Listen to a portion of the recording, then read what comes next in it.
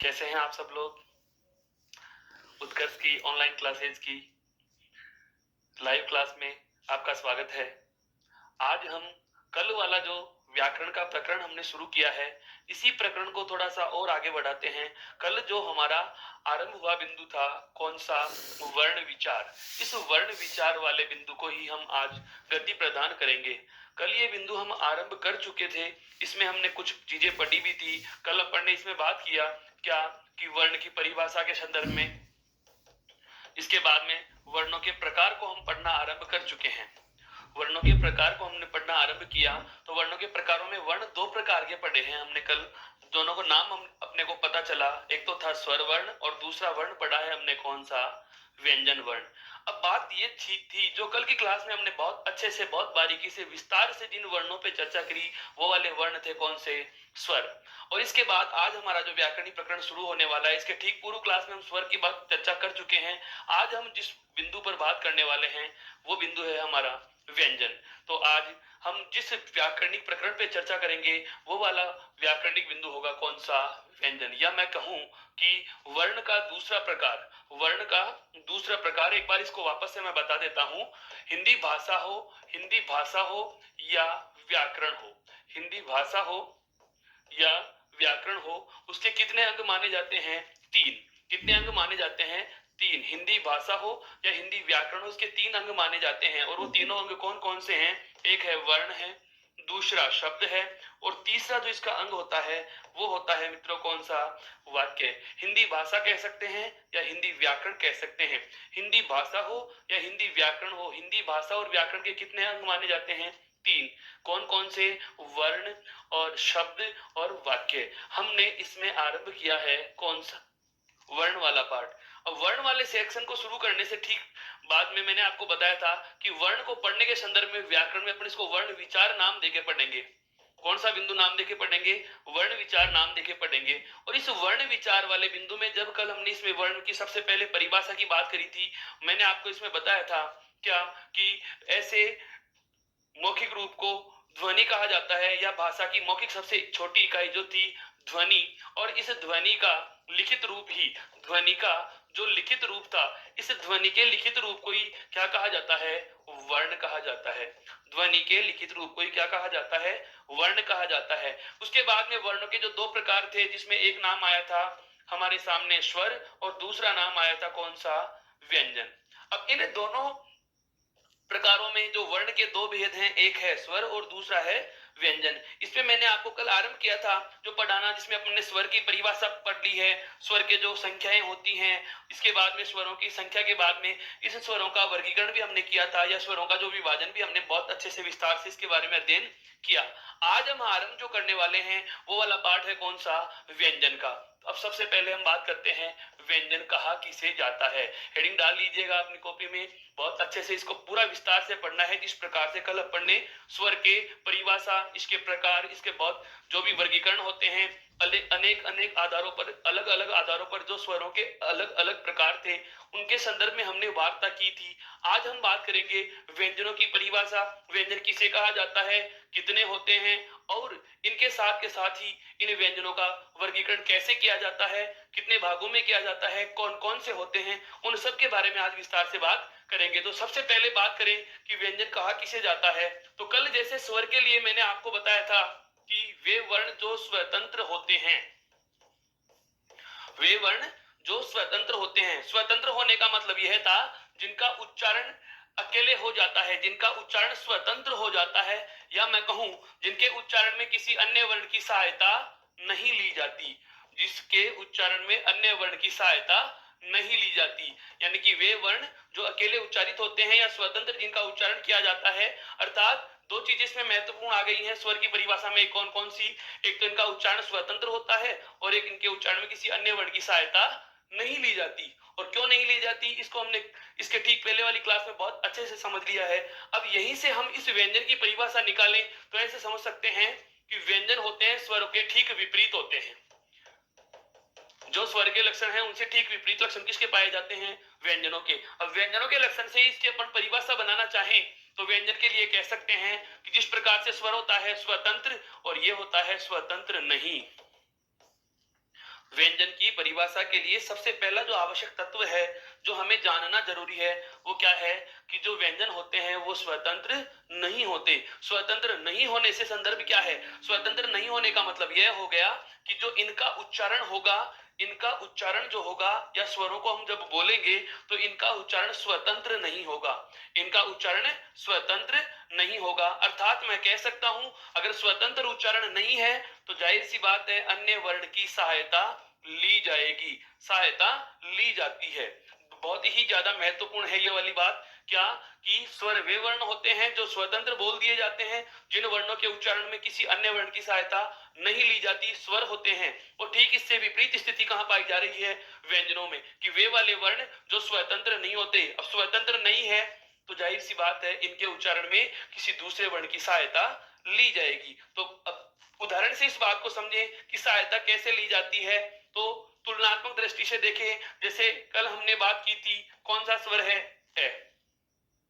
ए स्वर का हमें उच्चारण करना हो, ए स्वर को अगर हमें मौखिक बोलना है तो हम बोलेंगे ए। आप इसको कितनी देर तक, लंबे समय तक लगातार उच्चारित करते रहे, चाहे बोलते रहिए, जैसे मेरे साथ दोहरा सकते हैं आप, कितनी देर तक बोल दीजिएगा, कितना भी समय आप इसको लगातार उच्चारित करते रहे, शुरू से अंत तक ए की ही ध्वनि आएगी। मेरा कहने का मतलब यह है कि इस ए के उच्चारण में अन्य किसी और ध्वनि का साथ नहीं है, या इस ए को बोलने में हमें किसी और अन्य ध्वनि का साथ लेने की आवश्यकता नहीं पड़ी, किसी अन्य वर्ण का साथ या सहायता लेने की आवश्यकता नहीं महसूस होती। अब मैं बात करूंगा, जैसे मैं कहूं कै। अब इस कै वर्ण का अगर हमें उच्चारण करना है तो देखो, अगर आप चाहें तो लेखन में तो इसको आप आधा कर सकते हैं, जैसे अलंत लगा दिया, कै आधा हो गया। लेकिन मौखिक रूप में मैं कहूं कि आप कै को बिना किसी स्वर की सहायता से बोलकर देखिए तो ये असंभव सा प्रतीत होता है। जैसे कि मैं कै बोलना चाहूंगा, या हम सभी एक साथ कै का उच्चारण कर सकते हैं, जैसे कै। अब जैसे ही हम कै को थोड़े लंबे समय तक लगातार उच्चारित करेंगे, जैसे ही कै को लंबे समय तक लगातार उच्चारित किया जाता है तो इस कै के साथ में एक ध्वनि जुड़ जाती है। कै के साथ में ध्वनि जुड़ जाती है, कौन सी? ए। या वापस इस बात को हम ऐसे भी समझ सकते हैं कि जैसे ही अपन व्यंजन ध्वनियों का, या हम व्यंजन ध्वनियों में किसी भी ध्वनि का उच्चारण करो, जरूरी नहीं है कै को ही बोल के देखिए। जैसे एक वर्ण है च, इस च वर्ण का उच्चारण करेंगे तो आप बोलेंगे जैसे च, तो इसका मतलब यह हुआ कि च के साथ में कौन सी ध्वनि उच्चारित हो रही है? ए वाली ध्वनि उच्चारित हो रही है। च के साथ में कौन सी ध्वनि उच्चारित हो रही है? ए ध्वनि उच्चारित हो रही है। कहने का आशय यह हुआ कि यह वर्ण जो है वो कौन सा वर्ण है? व्यंजन वर्ण है। यह वर्ण है जो कौन सा वर्ण है? व्यंजन वर्ण है। और व्यंजन वर्ण की जो परिभाषा स्पष्ट करती है क्या? कि ये स्वतंत्र नहीं होते। ये बात समझ में आ चुकी। स्वतंत्र क्यों नहीं होते? क्योंकि च का उच्चारण करने के लिए हमें किसकी सहायता लेनी पड़ रही है? ए वर्ण की सहायता लेनी पड़ रही है। च का उच्चारण करने के लिए हमें किसकी सहायता लेनी पड़ी? ए वर्ण की सहायता लेनी पड़ी। अब ये ए वर्ण क्या होता है? स्वर।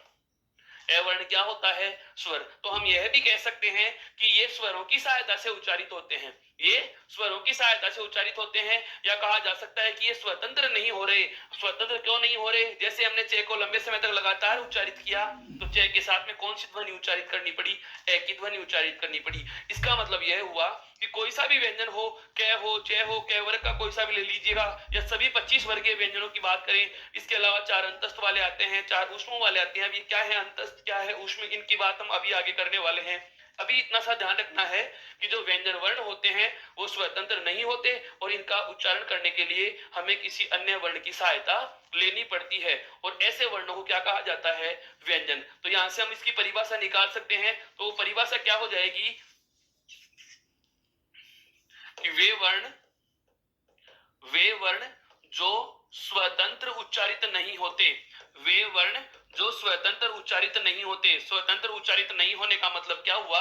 कि जिनको बोलने में हमें किसी न किसी अन्य ध्वनि का सहारा लेना पड़ता है, जो स्वतंत्र उच्चारित नहीं होते।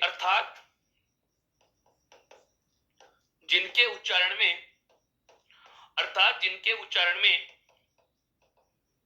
किसी अन्य वर्ण की सहायता ली जाती है। मित्रों, आपको ये तो पता है अन्य वर्ण कौन सा है, बार बार कहने की आवश्यकता नहीं होगी कि व्यंजन किसकी सहायता से बोला जाएगा? स्वर की सहायता से बोला जाएगा। हम परिभाषा में ये कह सकते हैं कि वे वर्ण जो स्वतंत्र उच्चारित नहीं होते, अर्थात जिनके उच्चारण में अन्य किसी वर्ण की सहायता ली जाती है, जिसमें जिनके उच्चारण में किसी वर्ण की सहायता या किसी अन्य वर्ण की सहायता ली जाती है। अब इतनी बड़ी परिभाषा में केवल हमारे लिए 2 बात काम की आई है। मुझे ये कहने में कोई आश्चर्य नहीं होगा और कोई अतिशयोक्ति नहीं होगी कि व्यंजन और स्वर एक दूसरे के विपरीत हैं। हमें ये बात बहुत अच्छे से समझ में आ जानी चाहिए कि वर्ण के दो भेद हैं, एक तो है स्वर वर्ण और एक है व्यंजन वर्ण। स्वर वे जो स्वतंत्र हैं, स्वतंत्र का मतलब जिनका उच्चारण स्वतंत्र हो रहा है, व्यंजन वे जो स्वतंत्र नहीं है। कहने का आशय यह हुआ कि वे वर्ण जो स्वतंत्र उच्चारित नहीं होते, वे वर्ण जो स्वतंत्र उच्चारित नहीं होते। दो चीजें ध्यान रखनी है, स्वतंत्र उच्चारण नहीं, स्वतंत्र उच्चारण नहीं, और दूसरी बात क्या आई है, वर्ण की सहायता ली जाती है, वर्ण की सहायता ली जाती है। वे वर्ण जो स्वतंत्र उच्चारित नहीं होते, अर्थात जिनके उच्चारण में किसी अन्य वर्ण की सहायता ली जाती है, ऐसे वर्णों को क्या कहा जाता है, व्यंजन कहा जाता है। ऐसे वर्णों को क्या कहा जाता है, व्यंजन कहा जाता है। यहां तक की बात क्लियर। अब आगे बढ़ते हैं हम व्यंजनों की संख्या पे। देखो एक बार अगला जो बिंदु शुरू हो रहा है व्यंजन में, वह है हमारा व्यंजनों की संख्या कितनी होती है और कौन कौन से होते हैं, इसके संदर्भ में बात करेंगे। तो सबसे पहला छोटा सा प्रश्न होता है, व्यंजनों की संख्या कितनी होती है, 33। कितनी होती है, 33। 3 और 30, 32 से एक ज्यादा, 34 से एक कम, कितने हैं, 33 वर्ण होते हैं व्यंजन। अब पहला दिमाग में आपके सवाल आ रहा है क्या, कि सर हम तो जब छोटी क्लास में, पहली दूसरी क्लास में, केजी यूकेजी नर्सरी क्लास में जब पढ़ने के लिए गए, तो हमें जो व्यंजन सिखाए गए, जो कह ख ग हमने पढ़ा, जो कह ख ग हमने पढ़ा, उसको ग तक पढ़ा था, कहां तक पढ़ा था, ज तक पढ़ा था। इसको ग बोलते हैं, ग। ये गलत उच्चारण है, इसका उच्चारण होता है क्या, ज। इसका उच्चारण क्या होता है, ज। ये क्या है, इसके बारे में हम बात करेंगे, संयुक्त वर्णों में पढ़ा जाएगा। अभी जब व्यंजनों के बाद हिंदी के अन्य वर्ण पढ़ेंगे, उस समय मैं संयुक्त वर्ण पढ़ाऊंगा, उसमें इस बारे में अपनी बात करेंगे। अभी जो हमारा सवाल है वो क्या था, कि व्यंजनों की संख्या 33 होती है, लेकिन जब कैसे लेकर के इस कै तक के व्यंजनों को या जय तक के व्यंजनों को गिना जाता है, तो यह संख्या कितनी आती है, 36। यह संख्या कितनी आती है, 36। अब पहला ही सवाल तो यह हो जाता है कि आप ये कह रहे हो, आप कहोगे कि सर कह रहे हो कि व्यंजनों की संख्या 33 होती है, और जबकि यहां से यहां तक, क्योंकि पूरा व्यंजन या पूरी वर्णमाला तो हमने यही पढ़ी है कि व्यंजन में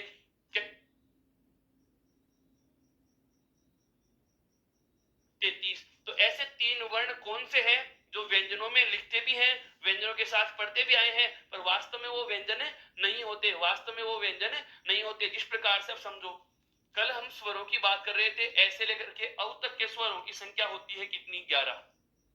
कितनी होती है, 11। लेकिन ऐसे औ तक के 11 स्वरों के साथ दो वर्ण ऐसे और हैं जो हम पढ़ते हैं स्वरों के साथ ही। कौन कौन से, अंग और अह, अंग और अह।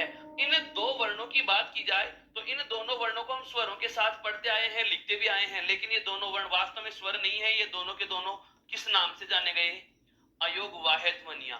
क्या कहलाती हैं ये, अयोग वाहिद ध्वनियां कहलाती हैं। ठीक उसी प्रकार से जैसे स्वरों के साथ में दो वर्ण लिखते पढ़ते बोलते आए हैं, ठीक उसी प्रकार व्यंजनों के साथ में भी तीन वर्ण ऐसे हैं जो वास्तव में व्यंजन है नहीं, लेकिन व्यंजनों के साथ लिखते पढ़ते और बोलते आए हैं।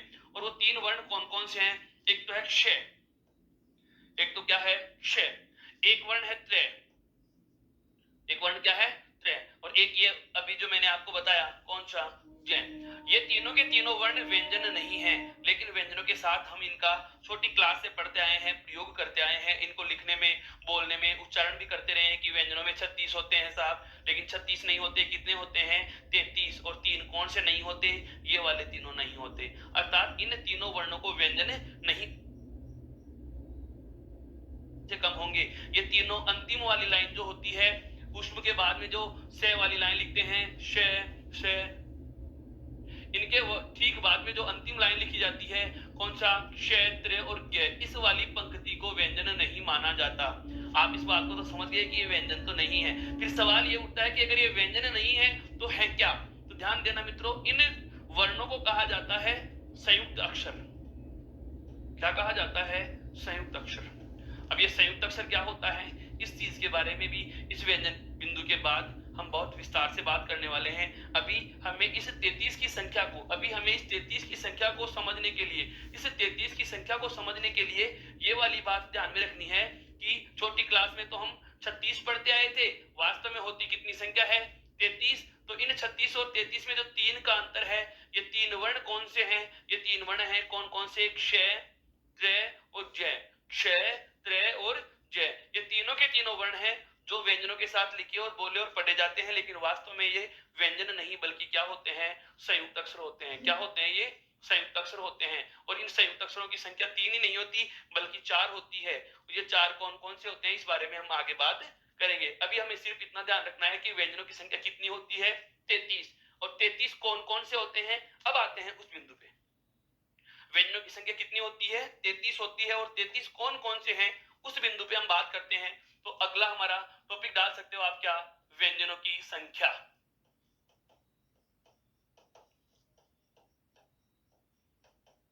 व्यंजनों की संख्या और संख्या के साथ साथ ही लेखन कि कौन कौन से व्यंजन हैं। और व्यंजनों की संख्या कितनी थी, 33। अब मैं बात करूंगा 33 कौन कौन से हैं। देखो, सबसे पहला वर्ण आता है कौन सा, क। सबसे पहला वर्ण क्या आता है, क। अब इस क को, जो पूरी पंक्ति हम इस क की लाइन वाली लिखने वाले हैं, इसको क की लाइन न कह के क्या कहेंगे, क वर्ग। ये नाम बहुत ज्यादा महत्वपूर्ण है, वर्ग। ये नाम मैं इसलिए बता रहा हूं कि जब हम संधि पढ़ेंगे, संधि के जब नियम पढ़े जाएंगे, चाहे वो वाले, इस शब्द का मैं बहुत बार प्रयोग करूंगा। हमें भ्रमवश या भ्रांतिवश या अज्ञानता या अनभिज्ञता से बहुत बार ऐसे कह देते हैं कि कै कबूतर की लाइन।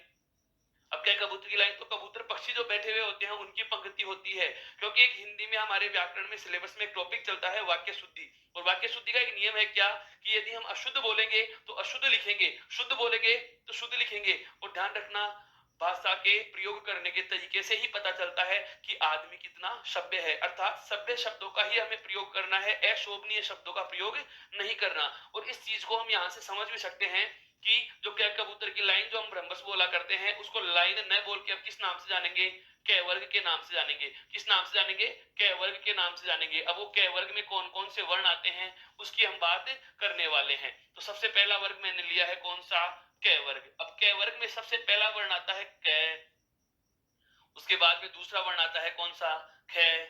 उसके बाद तीसरा वर्ण आता है कौन सा, ग। और फिर आता है घ। और अंतिम वर्ण क्या है, ये सही लिखा है क्या मैंने, बता सकते हैं आप ये सही है क्या? नहीं है, क्या लगने की, बिंदी लगेगी, कहां लगा दूं, सही है क्या? अच्छा, अब सही है क्या, या अब सही है, या अब सही है? हाँ बिल्कुल, ये चीज बहुत ध्यान रखने की है। हिंदी वर्णमाला में मेरा आशय यह नहीं है कि आपको कैसे लिखना सिखाऊं। हम जब इस बिंदु को पढ़ना शुरू करें उससे ठीक पहले मैंने एक बात कही आपको, क्या, कि हम पूरी की पूरी व्याकरण, हिंदी व्याकरण और इस रचना से संबंधित जितने भी सारे बिंदु हैं उसके महीन से महीन पहलू पर चर्चा करेंगे, बहुत बारीकी से इन चीजों को समझेंगे। और बहुत बारीकी से समझने के साथ साथ ही मैं आपको वो चीजें भी बताऊंगा जहां तक हम सोच ही नहीं पाते हैं, और इनके अभाव में हमारे बहुत ज्यादा प्रश्न होते हैं वो गलत हो जाते हैं। बहुत बेसिक सी चीज होती है लेकिन हमें पता नहीं होता। जैसे इसकी बात कर रहा हूं, ये कोई भी एक वर्ण मान लीजिए, इसके मैं ऊपर भी बिंदी लगा रहा हूं, इसके मैं आगे भी बिंदी लगा रहा हूं, इसके मैं नीचे भी बिंदी लगा रहा हूं, और इसके मैं पहले भी बिंदी लगा रहा हूं। तो क्या सभी वर्णों के चारों तरफ बिंदियां लगती हैं, या कुछ वर्ण ऐसे हैं जिनके केवल ऊपर ही बिंदी लगाएंगे, कुछ वर्ण ऐसे हैं जिनके केवल नीचे ही बिंदी लगाएंगे, या कुछ वर्ण ऐसे हैं जिनके बाद में ही बिंदी लगाएंगे। ये बिंदी जो होती है इनके नाम भी होते हैं। हम किसी वर्ण के ऊपर जो ये बिंदु के रूप में एक डॉट लगा रहे हैं, जो बिंदु लगा रहे हैं, इन सभी बिंदुओं की स्थितियां भी अलग अलग होती हैं, इनके हालात भी अलग अलग होते हैं, इनके नाम भी अलग अलग होते हैं, और कौन कौन से वर्ण पे लगेगी वो वर्ण भी अलग अलग होते हैं। अर्थात यह मेरा कहने का आशय यह है कि किसी वर्ण के चारों तरफ जो ये चार बिंदियां मैंने लगाई हैं, इन चारों बिंदियों के नाम भी अलग अलग हैं, इन चारों बिंदुओं की स्थितियां भी अलग अलग हैं, और कौन कौन से वर्णों पे लगेगी वो वर्ण भी निश्चित होते हैं। देखो, पहले वो वाली चीज समझते हैं, ये वाली बाद में हम ले लेंगे। जैसे इसको समझना है, पहले एक बार अलग तरीके से इसको समझो। मान लीजिएगा, ये जो अपन लाइन खींचते हैं किसी भी वर्ण को लिखने के बाद में उसके सिर के ऊपर, उसको कहा जाता है सिरोरेखा। किसी भी वर्ण के सिर के ऊपर खींचे जाने वाली रेखा क्या कहलाती है, सिरोरेखा। और एक ये होती है लाइन जिसको कहा जाता है खड़ी पाई। क्या कहा जाता है इसको, खड़ी पाई। इन दोनों चीजों का बहुत ज्यादा महत्व है। ये बेसिक सा चीज दिखने वाली है लेकिन यहां से बहुत अलग तरीके के प्रश्न निकलेंगे। अभी बताऊंगा आपको, जब शब्दकोश और साहित्य कोश में वर्णों का क्रम पढ़ेंगे उसके ठीक पहले मैं आपको एक बिंदु बताऊंगा, व्यंजनों को स्वर रहित करना। वहां पर इस चीज के बारे में बहुत अच्छा हम विस्तार से बात करने वाले हैं। फिलहाल इतना ध्यान रखना है कि कोई भी वर्ण लिखना हो तो उस वर्ण का एक कच्चा फॉर्मेट हो गया। जैसे हम बात करें, छोटी क्लास में हम पढ़ने के लिए गए थे तो मम्मी ने सबसे पहले हमारा हाथ पकड़ के यूं, और उसके बाद में ये वाली लाइन, और उसके बाद में ऐसा पकड़ के घुमाना हाथ सिखाया और कै बनाना सिखाया। अब इन सब वर्णों में मैं जरूरी नहीं कि ये कै की ही बात कर रहा हूं, मेरा कहने का आशय यह है, मान लीजिएगा ये कोई भी वर्ण है, मान लीजिएगा ये कोई भी वर्ण है और उसका एक प्रारूप है, कच्चा प्रारूप है। वर्ण को लिखने से पहले जो शिक्षण विधियों में आती है ना, रेखा विधि या खंडान्वय विधि, उसमें ये सबसे पहला एक कच्चा चित्र हमने बना लिया कि कोई वर्ण का फॉर्मेट है। और जो बिंदी लगा रहे हैं इसके ऊपर भी लग रही है, इसके आगे भी लग रही है, पहले भी लग रही है और नीचे भी लग रही है। ये चारों तरफ लगने वाली बिंदियां क्या क्या कहलाती हैं, इनके अपने अपने नाम क्या हैं, और कौन कौन से वर्ण पे ये बिंदियों का प्रयोग होगा, कौन से वर्णों पे इनका प्रयोग नहीं होता, इन सब की मैं बात करूं। देखो, सबसे पहले बात करते हैं जो ऊपर वाली बिंदी लगी हुई है इसकी। तो किसी भी वर्ण के जो ऊपर ये बिंदी लगा रहे हैं ना अपन, इसका नाम होता है क्या? अनुस्वार। सिरोरेखा के ऊपर लगने वाली बिंदी, ऐसे सिरोरेखा के ऊपर लगने वाली जो ये बिंदु है, इसका नाम क्या होता है? अनुस्वार होता है। इसका नाम क्या होता है? अनुस्वार। अब ये अनुस्वार कहां पढ़ा जाता है? स्वरों के साथ हम लिखते आ रहे हैं। अनुस्वार और विसर्ग, दो वर्ण जो अयोगवाह के नाम से जाने जा रहे थे, उनमें एक वर्ण है कौन सा? अनुस्वार, जिसको हम बोलते हैं अंग। इस अंग की अगर हमें मात्रा लगानी है, जैसे आ की मात्रा यदि लगानी हो तो हम एक खड़ी पाई लगाते हैं। यदि ऋस्व ई की मात्रा हमें लगानी हो तो हम सिरोरेखा के ऊपर ऐसे घुमा करके ये वाली मात्रा लगा देते हैं। दीर्घ ई की मात्रा लगानी हो तो हम इस प्रकार से दीर्घ ई की मात्रा लगाते हैं। ठीक उसी प्रकार से यदि अनुस्वार का प्रयोग कहीं करना है तो हम लाइन के ऊपर क्या लगा देते हैं? ये डॉट लगा करके इसका प्रयोग करते हैं। लाइन के ऊपर ये बिंदी लगा के इसका प्रयोग करते हैं। तो सबसे पहली बात तो हमें इसका नाम पता होना चाहिए कि ये बिंदु है क्या। इस बिंदु का नाम क्या है? अनुस्वार। एक बात समझ चुके कि इस बिंदु का नाम क्या है? अनुस्वार। अब दूसरी बात आती है कि क्या हिंदी वर्णमाला में किसी भी वर्ण के ऊपर अनुस्वार का प्रयोग किया जा सकता है? ये बहुत अच्छे से जानने की बात है। बहुत कम किताबों में आपको ये पढ़ने को मिलता है, नोट्स वगैरह में भी आपको बहुत कम जगह देखने को मिलेगा कि इस अनुस्वार का प्रयोग कहां तो होगा और कहां नहीं होगा। हालांकि ये तत्सम शब्दों में, तद्भव शब्दों में भी काम में आने वाली बात है। देखो क्या, अनुस्वार और अनुस्वार के साथ साथ ही एक वर्ण की मैं चर्चा और करूं जिसका नाम है क्या? विसर्ग। एक वर्ण का और मैं नाम लेना चाहूंगा, कौन सा? अनुस्वार और दूसरा क्या? विसर्ग। इन दोनों वर्णों को हिंदी में नाम दिया गया है कौन सा? अयोगवाह। क्या नाम दिया गया है? अयोगवाह। और अयोगवाह वर्णों की सबसे पहली शर्त जो इनके नाम से ही निकल के आती है वो क्या है? देखो, इसके नाम में तीन चीज आ गई। एक तो आ गया ए उपसर्ग है, योग मूल शब्द और वाह प्रत्यय के रूप में। वापस से समझना, अनुस्वार और विसर्ग को, इस अनुस्वार और इस विसर्ग को, जिसको अपन बोलते हैं अंग और अह, अंग और अह, इन दोनों वर्णों को मैंने नाम दिया है क्या? अयोगवाह। नाम क्या दिया मैंने? अयोगवाह। अब ये अयोगवाह में तीन चीजें जुड़ रही है। देखो, एक तो ए, एक जुड़ रहा है योग, और एक क्या जुड़ रहा है? वाह। अब ए उपसर्ग के रूप में जुड़ रहा है जिसका अर्थ निकल रहा है क्या? नहीं। ए यदि उपसर्ग के रूप में जुड़ता है तो ए उपसर्ग किसका अर्थ देता है?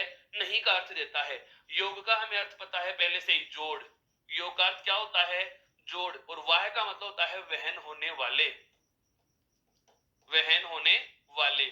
मेरा कहने का आशय यह है कि ऐसे वर्ण जो जुड़कर वहन नहीं होते। अब सवाल यह उठता है कि जुड़कर वहन कैसे नहीं होते, क्या इन्हें खींच के लाया नहीं जा सकता? मेरा संदर्भ यह था कि हम जो किसी भी वर्ण की मात्रा लगा रहे हैं, कोई भी मात्रा लगाते हैं, जैसे ए की मात्रा उदासीन होती है, कोई मात्रा संकेत नहीं होता, अर्थात बिना किसी मात्रा लगाए और बिना हलंत के यदि कोई व्यंजन लिख दिया जाता है, जैसे कै लिखा हुआ है। अब सरल तरीके से देखें तो हमें इसके ऊपर कोई मात्रा नजर नहीं आ रही। मात्रा नजर आने का मतलब यह है कि इसके साथ मैंने खड़ी पाई का प्रयोग या ऋस्व ई या दीर्घ ई की जो है घुमा के मात्रा लगाते हैं, इस प्रकार की किसी मात्रा का प्रयोग नहीं किया। अर्थात सामान्य तरीके से देखने पर या सामान्य दृष्टि से देखने पर इस कैवर्ण के ऊपर हमें कोई मात्रा नजर नहीं आ रही, और इसके साथ में हल चिन्ह भी नहीं लगा हुआ। ये जो तिरछी लाइन के रूप में हल चिन्ह लगता है, यह हलंत वाला चिन्ह भी यहाँ पर मैंने नहीं लगाया। इसका मतलब यह हुआ कि इसमें कौन सा स्वर शामिल है? ए। इस ए को उदासीन स्वर कहा जाता है। ये बहुत डेप्थ की बात है, हालांकि छोटे लेवल की परीक्षाओं में ऐसी चीजें नहीं पूछी जाती। जैसे कि बात करें पटवार है, अधीनस्थ बोर्ड की ग्राम सेवक हैं या एलडीसी लेवल की पोस्टों में इस प्रकार का प्रश्न नहीं आ सकता। लेकिन जब भी अपन स्कूल व्याख्याता भर्ती परीक्षा का पेपर दे या द्वितीय श्रेणी भर्ती परीक्षा का पेपर दे या कॉलेज का लेक्चरर का पेपर दे, तो उस चीज में अपने को ये बातें पता होनी चाहिए कि ए को कौन सा नाम दिया गया, उदासीन स्वर। और इस ए को उदासीन स्वर इसलिए कहा जाता है कि इस ए स्वर की अलग से कोई मात्रा का संकेत नहीं होता। जिस प्रकार से 11 के 11 स्वरों की सभी मात्राएं होती हैं, आखी खड़ी पाई के रूप में ऋस्व ई की मात्रा है, ऋस्व उ की दीर्घ ई की मात्रा है, ऋस्व उ की मात्रा, दीर्घ उ की मात्रा, री की मात्रा, ए या आई की मात्राएं, ओ की मात्रा होती है और इस औ की मात्रा होती है दो घुंडियां लगा के ऐसे। तो सभी स्वरों की अपनी अपनी मात्राएं होती है, लेकिन इस ए का कोई मात्रा संकेत नहीं होता, इसीलिए इस ए को कहा जाता है कौन सा, उदासीन स्वर। तो मैं जैसे का बात करूं कि इस ए के ऊपर मैंने ऊपर बिंदी लगा दी, तो मैंने बना लिया क्या, अनुस्वार। और इस ए के आगे मैंने दो बिंदी लगा के मैंने क्या बना दिया, विसर्ग। अब इन दोनों वर्णों को नाम क्या दिया गया, अयोगवाह्य। इन दोनों वर्णों को नाम क्या दिया गया है, अयोगवाह्य। अयोगवाह्य वर्ण कौन कौन से आए, एक तो आ गया हमारे पास कौन सा, अनुस्वार, और एक क्या आ गया, विसर्ग। इन दोनों वर्णों का संकेत होता है, अनुस्वार लगाते हैं लाइन के ऊपर बिंदी और विसर्ग लगाते हैं ऊपर नीचे दो बिंदी। विसर्ग के लिए तो हम क्या करते हैं, किसी भी वर्ण के आगे ऊपर नीचे दो बिंदु लगाते हैं, और विसर्ग अनुस्वार के लिए क्या करते हैं, शिरोरेखा के ऊपर बिंदी लगाते हैं। जिसकी बात कर रहे थे इस ऊपर वाले बिंदु की, कि ये ऊपर वाला जो बिंदु है वो क्या कहलाता है, अनुस्वार, और इसका नाम क्या होता है, अयोगवाह्य। इसका अर्थ क्या बताया मैंने आपको, ऐसे वर्ण जो जुड़कर वहन नहीं होते। वापस से दोहरा रहा हूं, एक तो अनुस्वार और एक विसर्ग, इन दोनों वर्णों को नाम क्या दिया जाता है, अयोगवाह्य। नाम क्या दिया जाता है, अयोगवाह्य नाम दिया जाता है।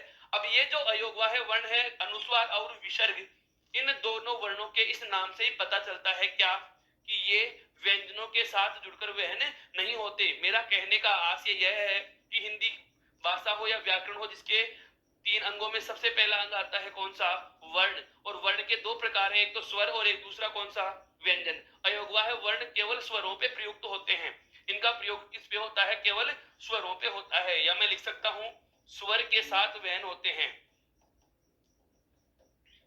स्वर के साथ वहन होते हैं। लेकिन इनके अलावा जो 11 स्वर होते हैं, इनमें से कोई सा भी स्वर ले लो, सभी स्वरों की मात्राएं कहां लगाते हैं हम, व्यंजनों पे। लेकिन ये दोनों के दोनों वर्ण ऐसे हैं जो स्वरों के साथ, लेकिन व्यंजनों पे इनका प्रयोग नहीं होता, अर्थात व्यंजनों के साथ ये जुड़कर वहन नहीं होते, इसीलिए इनका नाम क्या होता है, अयोगवाह्य होता है। अब आते हैं हम हमारे प्रारंभिक बिंदु पे, कौन से पे, जो अनुस्वार की मैं बात कर रहा था। अब अनुस्वार की अगर हम बात करें, तो अनुस्वार में कौन सी चीज आ रही है सबसे महत्वपूर्ण, कि अनुस्वार लगता तो कहां है, लाइन के ऊपर। आपको अनुस्वार कहां लगाना है, लाइन के ऊपर बिंदु के रूप में लगाना है। अब लाइन के ऊपर बिंदु के रूप में जो ये अनुस्वार लगता है, कितने वर्णों पे लगेगा। सबसे पहला सवाल यही होता है कि लाइन के ऊपर जो ये बिंदु लगने वाली है, जिसको हमने अनुस्वार नाम दिया, ये कितने वर्णों पे लगता है, तो ये लगता है केवल 11। कितने वर्णों पे लगता है, केवल 11 वर्णों पे। और वो 11 वर्ण कौन कौन से होंगे, स्वर।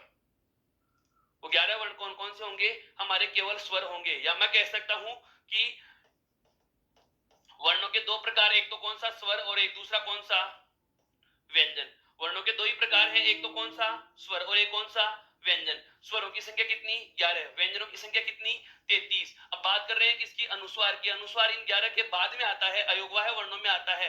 इसके लिए मैंने कहा कि ये केवल 11 वर्णों पे लगता है, और वो 11 वर्ण कौन कौन से हैं, केवल स्वरों पे होता है।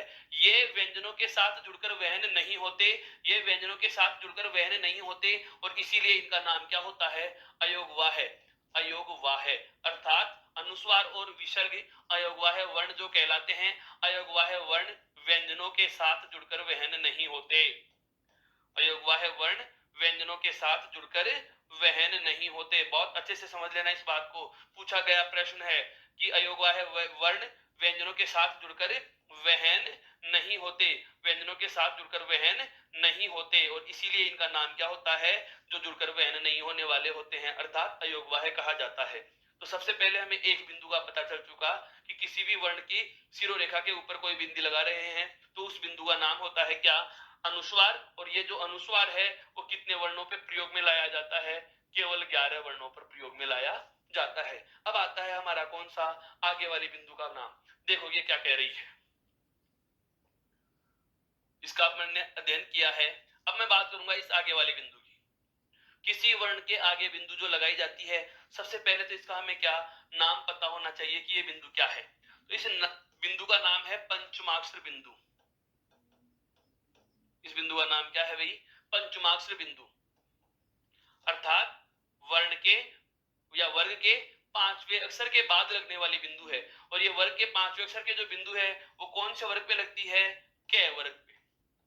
क वर्ग का कौन सा वर्ण? पांचवा। और क वर्ग का पांचवा वर्ण अभी हमने देखा था कौन सा होता है, जैसे मैं आपको बताऊं, क, ख, ग, घ, और उसके बाद में आती है क्या, जिसको हम अण बोलते हैं या ये बोलते हैं, इसके आगे बिंदी लगती है। अर्थात क वर्ग का पांचवा वर्ण होता है, उसके आगे जो लगने वाली बिंदु होती है, इसी बिंदु का नाम क्या होता है? पंचमाक्षर बिंदु होता है। इसी बिंदु का नाम क्या होता है? पंचमाक्षर बिंदु होता है। इसके अलावा और कोई वर्ण ऐसा नहीं है जिसके आगे बिंदी लगाई जाती हो। आपके दिमाग में सवाल आ रहा है ये वाला कि ये क्या चीज है और ये क्या चीज है। इन दोनों वर्णों के नाम अलग अलग होंगे, ध्यान देना। यह जो वर्ण है अभी हम पढ़ेंगे कौन सा? द्विगुण वर्ण। क्या पढ़ेंगे? द्विगुण वर्ण या द्विगुण व्यंजन कहा जाता है इसको। अब इसी वर्ण को द्विगुण व्यंजन या द्विगुण वर्ण क्यों कहा जाता है, क्या इसकी परिभाषाएं होंगी, कहां कहां इसका प्रयोग होता है, ये बिंदु लगने के पहले ये कौन से वाले वर्ण में गिना जा रहा था, बिंदु लगने के बाद ये कौन से वर्ण में गिना जाता है, इस बारे में हम बाद में विस्तार से बात करेंगे। अभी हमें सिर्फ इतना ध्यान रखना है क्या कि किसी वर्ण के आगे लगने वाली बिंदु, किसी वर्ण के जो ये आगे लगने वाली बिंदु होती है, किसी वर्ण के जो ये आगे लगने वाली बिंदु होती है, इसका नाम तो क्या होता है? पंचमाक्षर बिंदु। और ये पंचमाक्षर बिंदु कितने वर्णों पे लगता है? केवल एक वर्ण पे, केवल एक वर्ण पर प्रयोग। और वो केवल एक वर्ण कौन सा है? केवल एक वर्ण पर लगती है। और वो केवल एक वर्ण कौन सा है? वो क वर्ग का पांचवा। ऐसा वर्ण जिसके साथ में पंचमाक्षर बिंदु का प्रयोग होता है वो कौन सा होता है? क वर्ग का पांचवा या क वर्ग का अंतिम वर्ण। और क वर्ग का पांचवा या अंतिम वर्ण कौन सा होता है? ये वाला जिसको ये खाली बोला जा रहा है। इसके साथ हम पंचमाक्षर बिंदु का प्रयोग करते हैं। दो चीजें समझ में आ चुकी। अब बात आती है आगे बढ़ने की। देखो इसके बाद में जो हमारा जो अगला बिंदु आता है वो कौन सा आता है? किसी भी वर्ण के नीचे लगने वाली बिंदु, किसी भी वर्ण के नीचे लगने वाली बिंदु। ये हमारा कोई भी वर्ण का फॉर्मेट था और उसके नीचे भी बिंदु लगती है। जैसे दो वर्ण है हमारे हिंदी में, एक तो है कौन सा? अड़, और एक है कौन सा? अड। इन दोनों वर्णों के हम नीचे बिंदु लगा करके अध्ययन किया करते हैं। सबसे पहली समस्या, सबसे पहला प्रकार, सबसे पहला प्रश्न जो आमतौर पर जहन में उठ ही जाता है इस प्रकार की चीज देखते ही कि ये क्या है, ये अणखाली है या ड है या अड़ है। ध्यान देना, इस प्रकार का जो ये घुमाव वाला वर्ण है जिसको हम गोल वर्णों की संख्या में गिनते हैं, गोल वर्णों की श्रेणी में इनको गिनते हैं, ये वर्ण इस प्रकार का कहां कहां लिखा जा रहा है? हमारे हिंदी भाषा की देवनागरी लिपि में थोड़ी सी कमियां भी हैं। वैसे देवनागरी लिपि या हम कह सकते हैं हिंदी भाषा मानक भाषा के बहुत ज्यादा नजदीक पहुंच गई है। हिंदी भाषा की एक सबसे मोटी विशेषता जिसको हम कह सकते हैं क्या कि यह एक वैज्ञानिक भाषा है। यह क्या है? एक वैज्ञानिक भाषा है। अब वैज्ञानिक भाषा क्या होती है इसके बारे में भी मैं आपको थोड़ा सा बताऊं। जैसे हम बात करते हैं अंग्रेजी में, एक लिख रहा हूं मैं मीनिंग KNOW, इसको हम बोलते हैं नो। इसको हम क्या बोलते हैं? नो। जिसका अर्थ क्या लिया जाता है? जानना। जिसका अर्थ क्या लिया जाता है? जानना। अब नो का मतलब तो यही हो गया कि NOW, यहीं तक का उच्चारण किया जा रहा है ये। तो ये के कहां चला गया? अर्थात इसका वास्तव में उच्चारण तो कनो होना चाहिए था, लेकिन हम इसको क्या बोल रहे हैं? केवल नो बोल रहे हैं।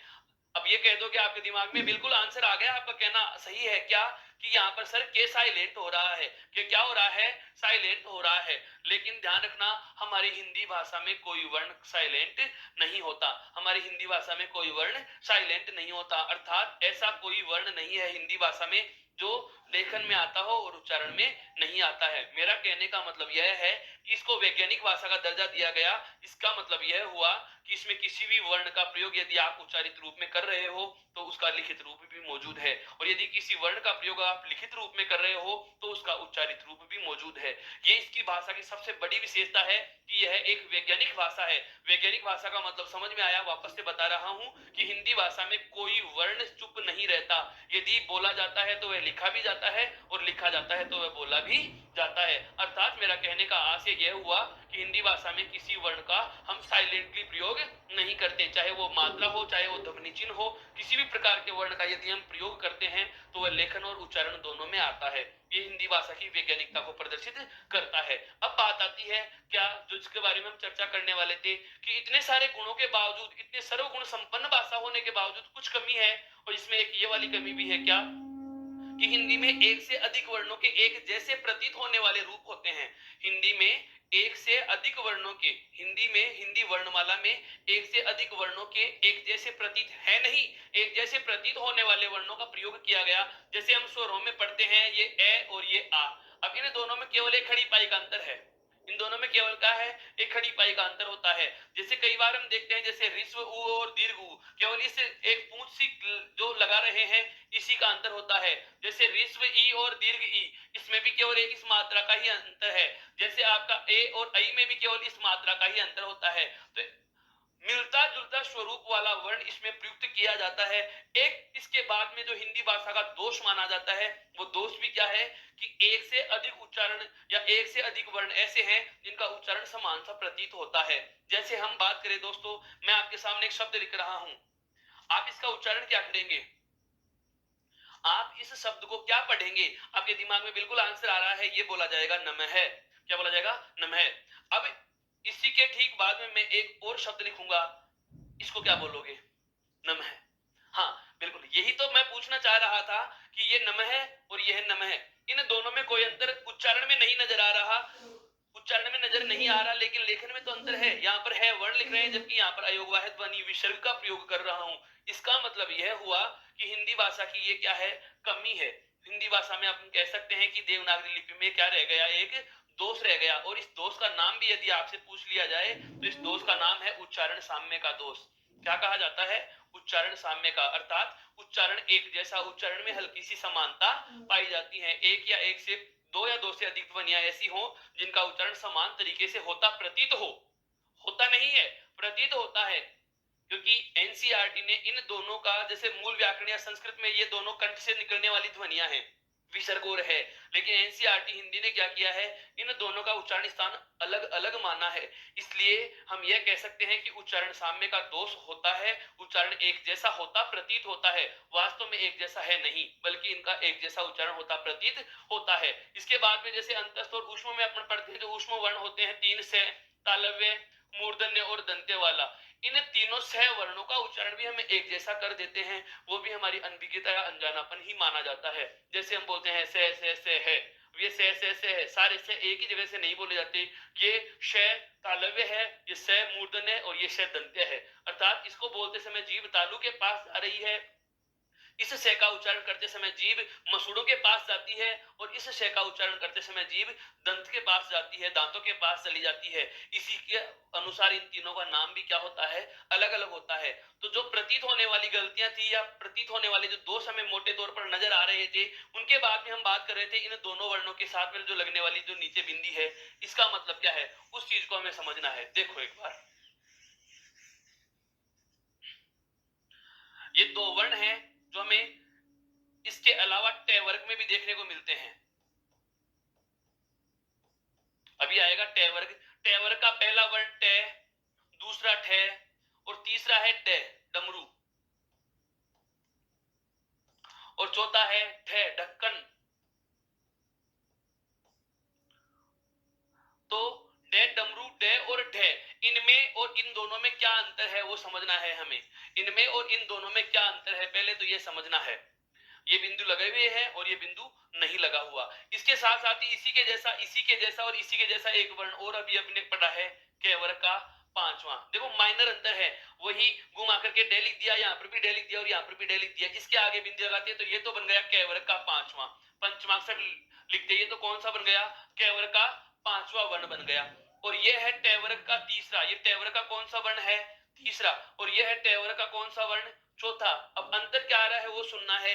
इसके नीचे बिंदी लगी हुई है, तो जो ये नीचे बिंदी होती है, किसी भी वर्ण के हम नीचे जो बिंदी लगाते हैं, किसी भी वर्ण के जो नीचे बिंदु का प्रयोग करते हैं, उस बिंदु का नाम सबसे पहले तो सुनो, नाम क्या है इसका, ताड़न जात चिन्ह।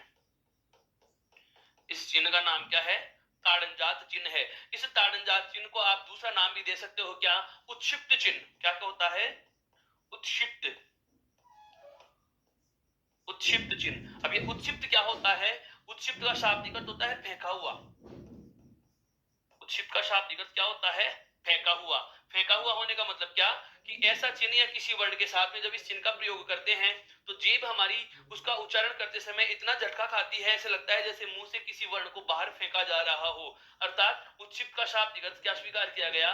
फेंका हुआ। अब ये ताड़नजात जो चिन्ह है, जो इस ढ और इस ढ वर्ग के नीचे लगा हुआ है, ढ और ढ वर्ण के नीचे जो ताड़नजात चिन्ह लगा हुआ है, इस चिन्ह को लगा देने से पहले समझना, जब यह चिन्ह नहीं लगा हुआ हो, जब यह चिन्ह नहीं लगा हुआ हो, तब तक ये ड और ये ढ वर्ग के तीसरे और चौथे वर्ण के समान ही है। जब तक यह ताड़नजात चिन्ह या नीचे वाली बिंदी इनके नहीं लगी हुई है, तब तक ये तो देवनागरी लिपि में लिखा हुआ ट वर्ग का तीसरा वर्ण है और ये ट वर्ग का चौथा वर्ण है, ड और ढ। जैसे ही इनके नीचे ये ताड़नजात वाला चिन्ह लगा दिया जाता है, बहुत अच्छे से समझना इनको, कि जब तक इसके नीचे ये ताड़नजात चिन्ह नहीं लगाया, जब तक आपने ताड़नजात चिन्ह नहीं लगाया, तब तक ये ट वर्ग का कौन सा वर्ण माना गया? तीसरा। कौन सा वर्ण माना गया? तीसरा। और ये कौन सा माना गया? चौथा। ये कौन सा वर्ण है?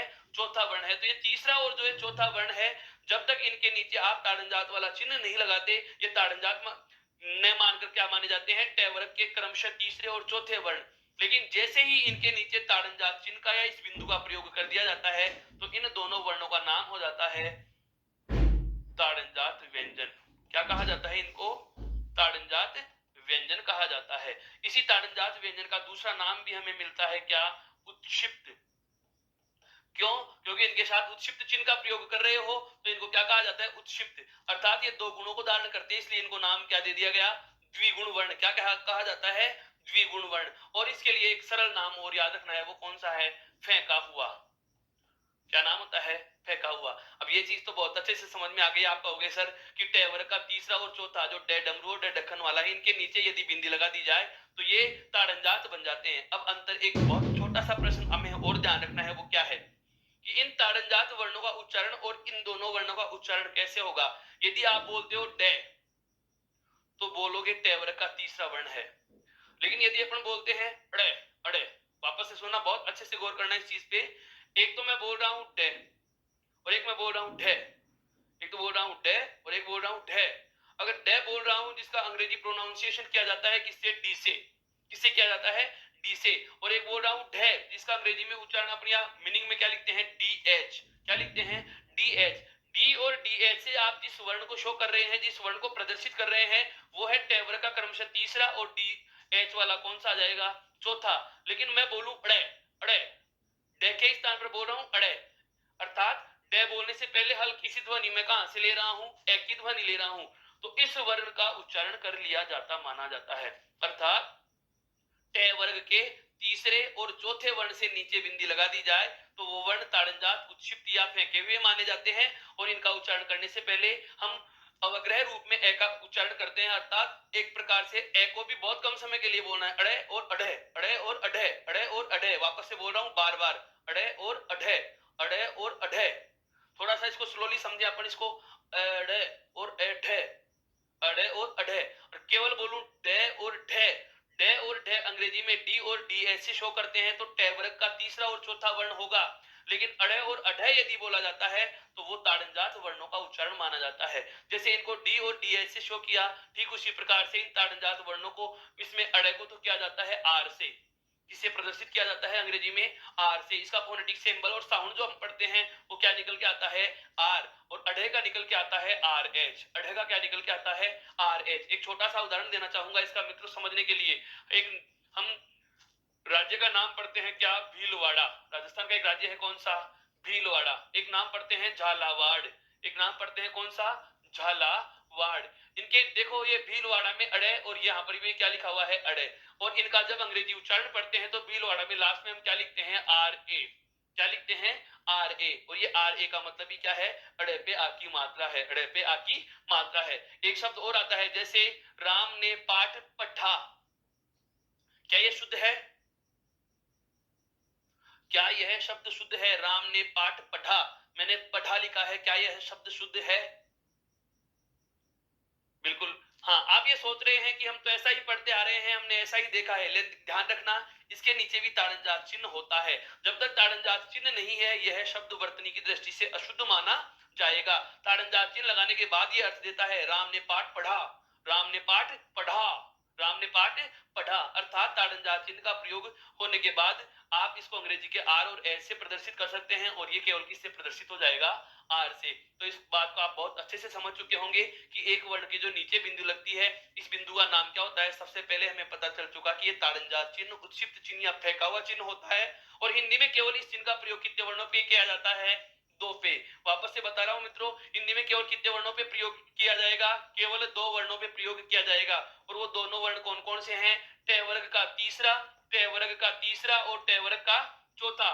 ट वर्ग के तीसरे और चौथे वर्ण के साथ में, ट वर्ग के तीसरे और चौथे वर्ण के साथ में ही आप ताड़नजात या उत्क्षिप्त चिन्ह का प्रयोग कर सकते हैं। और जैसे ही आपने ताड़नजात या उत्क्षिप्त चिन्ह का प्रयोग कर लिया, तो ये पूरे के पूरे वर्ण ही किस नाम से जाने जाएंगे, ताड़नजात व्यंजन के नाम से, या द्विगुण व्यंजन के नाम से, या उत्क्षिप्त व्यंजन के नाम से जाने जाते हैं। मेरे हिसाब से आपके बहुत अच्छे से समझ में आ गया होगा, बहुत अच्छे से क्लियर हो गया कि किसी वर्ण के नीचे लगने वाली बिंदु का नाम तो क्या होता है, कहां कहां इसका प्रयोग होता है, प्रयोग होने से पहले वर्ण वो क्या होते हैं, प्रयोग करने के बाद वो वर्ण क्या नाम से जाने जाएंगे और कितने होते हैं। अब आगे बढ़ते हैं पहले वाली बिंदु की तरफ।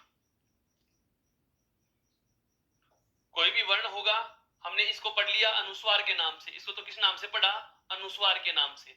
किसी वर्ण के आगे लगने वाली बिंदु को हमने किस नाम से पढ़ा है, पंचमाक्षर के नाम से। किस नाम से पढ़ा है, पंचमाक्षर के नाम से। नीचे लगने वाले बिंदु को हमने किस नाम से पढ़ा, ताड़नजात वर्ण के नाम से या ताड़नजात चिन्ह के नाम से। अब बात आती है क्या, किसी भी वर्ण के पहले लगने वाला चिन्ह, और किसी भी वर्ण के जो पहले लगने वाला चिन्ह है, सबसे पहले तो सवाल ये उठता है कि इसको किस नाम से जाना जाएगा। जैसे इसको हमने अनुस्वार कहा, बाद वाले को हमने पंचमाक्षर बिंदु कहा, नीचे वाले को हमने क्या कहा है, ताड़नजात कहा। तो हमें इस बात को भी ध्यान में रखना है कि किसी वर्ण के पहले यदि आप चिन्ह लगा रहे हो बिंदु के रूप में, तो इस बिंदु का नाम क्या होगा। तो सबसे पहले इस बिंदु का नाम जो होता है वो होता है मित्रों क्या, इस बिंदु का नाम आपको याद रखना है नुक्ता। क्या याद रखना है, नुक्ता चिन्ह। अब ये नुक्ता चिन्ह कहां से आया, पहले इसकी बात सुनो। ये नुक्ता चिन्ह हिंदी भाषा का नहीं है, ये नुक्ता चिन्ह कौन सी भाषा का है, अरबी फारसी भाषा का। कौन सी भाषा का है, अरबी और फारसी भाषा का। अब अरबी और फारसी भाषा का है तो हमारे जहन में एक शब्द आ रहा है कि फिर तो यह कौन सा हुआ, विदेशी हुआ। कौन सा हुआ, ये विदेशी हुआ। बिल्कुल हाँ मित्रों, यह जो पहले लगाया जाने वाला वर्ण है जिसको नुक्ता चिन्ह के नाम से जाना जाता है, यह हिंदी भाषा का कोई चिन्ह नहीं है। हिंदी भाषा में जो चिन्ह लगाए जाते हैं, एक ऊपर लगा जा रहा है, एक किसी शब्द के बाद में लगाया जाता है जिसे लाघव चिन्ह कहा जाता है, एक हम लगातार बिंदु लगा देते हैं उसको अपूर्ण चिन्ह कहा जाता है। जब हम विराम चिन्हों के बारे में पढ़ेंगे तो ये वाली चीजें मैं आपको बहुत अच्छे से समझाऊंगा कि इन बिंदुओं का मतलब क्या होता है। हिंदी भाषा में कोई भी ऐसा तथ्य अनछुआ नहीं रहेगा कि आप ये कह सको या आपको ऐसा महसूस हो पेपर देते समय कि ये वाली चीज कहां से आ गई। आज तक पूरा सिलेबस हिंदी का पढ़ के आ गए लेकिन इस प्रश्न तक हम पहुंच नहीं पाए, ऐसी किसी प्रकार की असुविधा का सामना आपको नहीं करना पड़ेगा। बस धैर्य के साथ बैठे रहे, धैर्य के साथ इन चीजों को देखते रहे। हाँ बिल्कुल, ये आपको पीडीएफ के फॉर्मेट में मिलेंगे, इनके सारे नियम, इनके सारे नोट्स आपको उत्कर्ष के उत्कर्ष के नाम से जो अपना मोबाइल ऐप है, अगर आपने इंस्टॉल नहीं कर रखा है तो प्ले स्टोर से आप इस ऐप को इंस्टॉल भी कर सकते हैं। इस ऐप का लिंक भी आपको डिस्क्रिप्शन में मिल जाएगा। इसको सब्सक्राइब करिए, लाइक करिए, शेयर करिए और उसके बाद आपको एक अलग सा ही एहसास होगा। हिंदी पढ़ने के बाद आपको लगेगा कि इतने दिन तक रट रहे थे, अब समझ में आना शुरू हुआ है, क्योंकि इसको मैथ्स की तरह टेक्निकली पढ़ा रहा हूं मैं आपको। तो सारी बातों को बहुत अच्छे से क्लियर करना है। एक छोटी से छोटी बात, महीन से महीन तथ्य भी हमें नहीं छोड़ना। और वजह यही होती है किसी भी विषय को हम रटना कब आरंभ करते हैं, जब वो हमारे समझ में नहीं आता।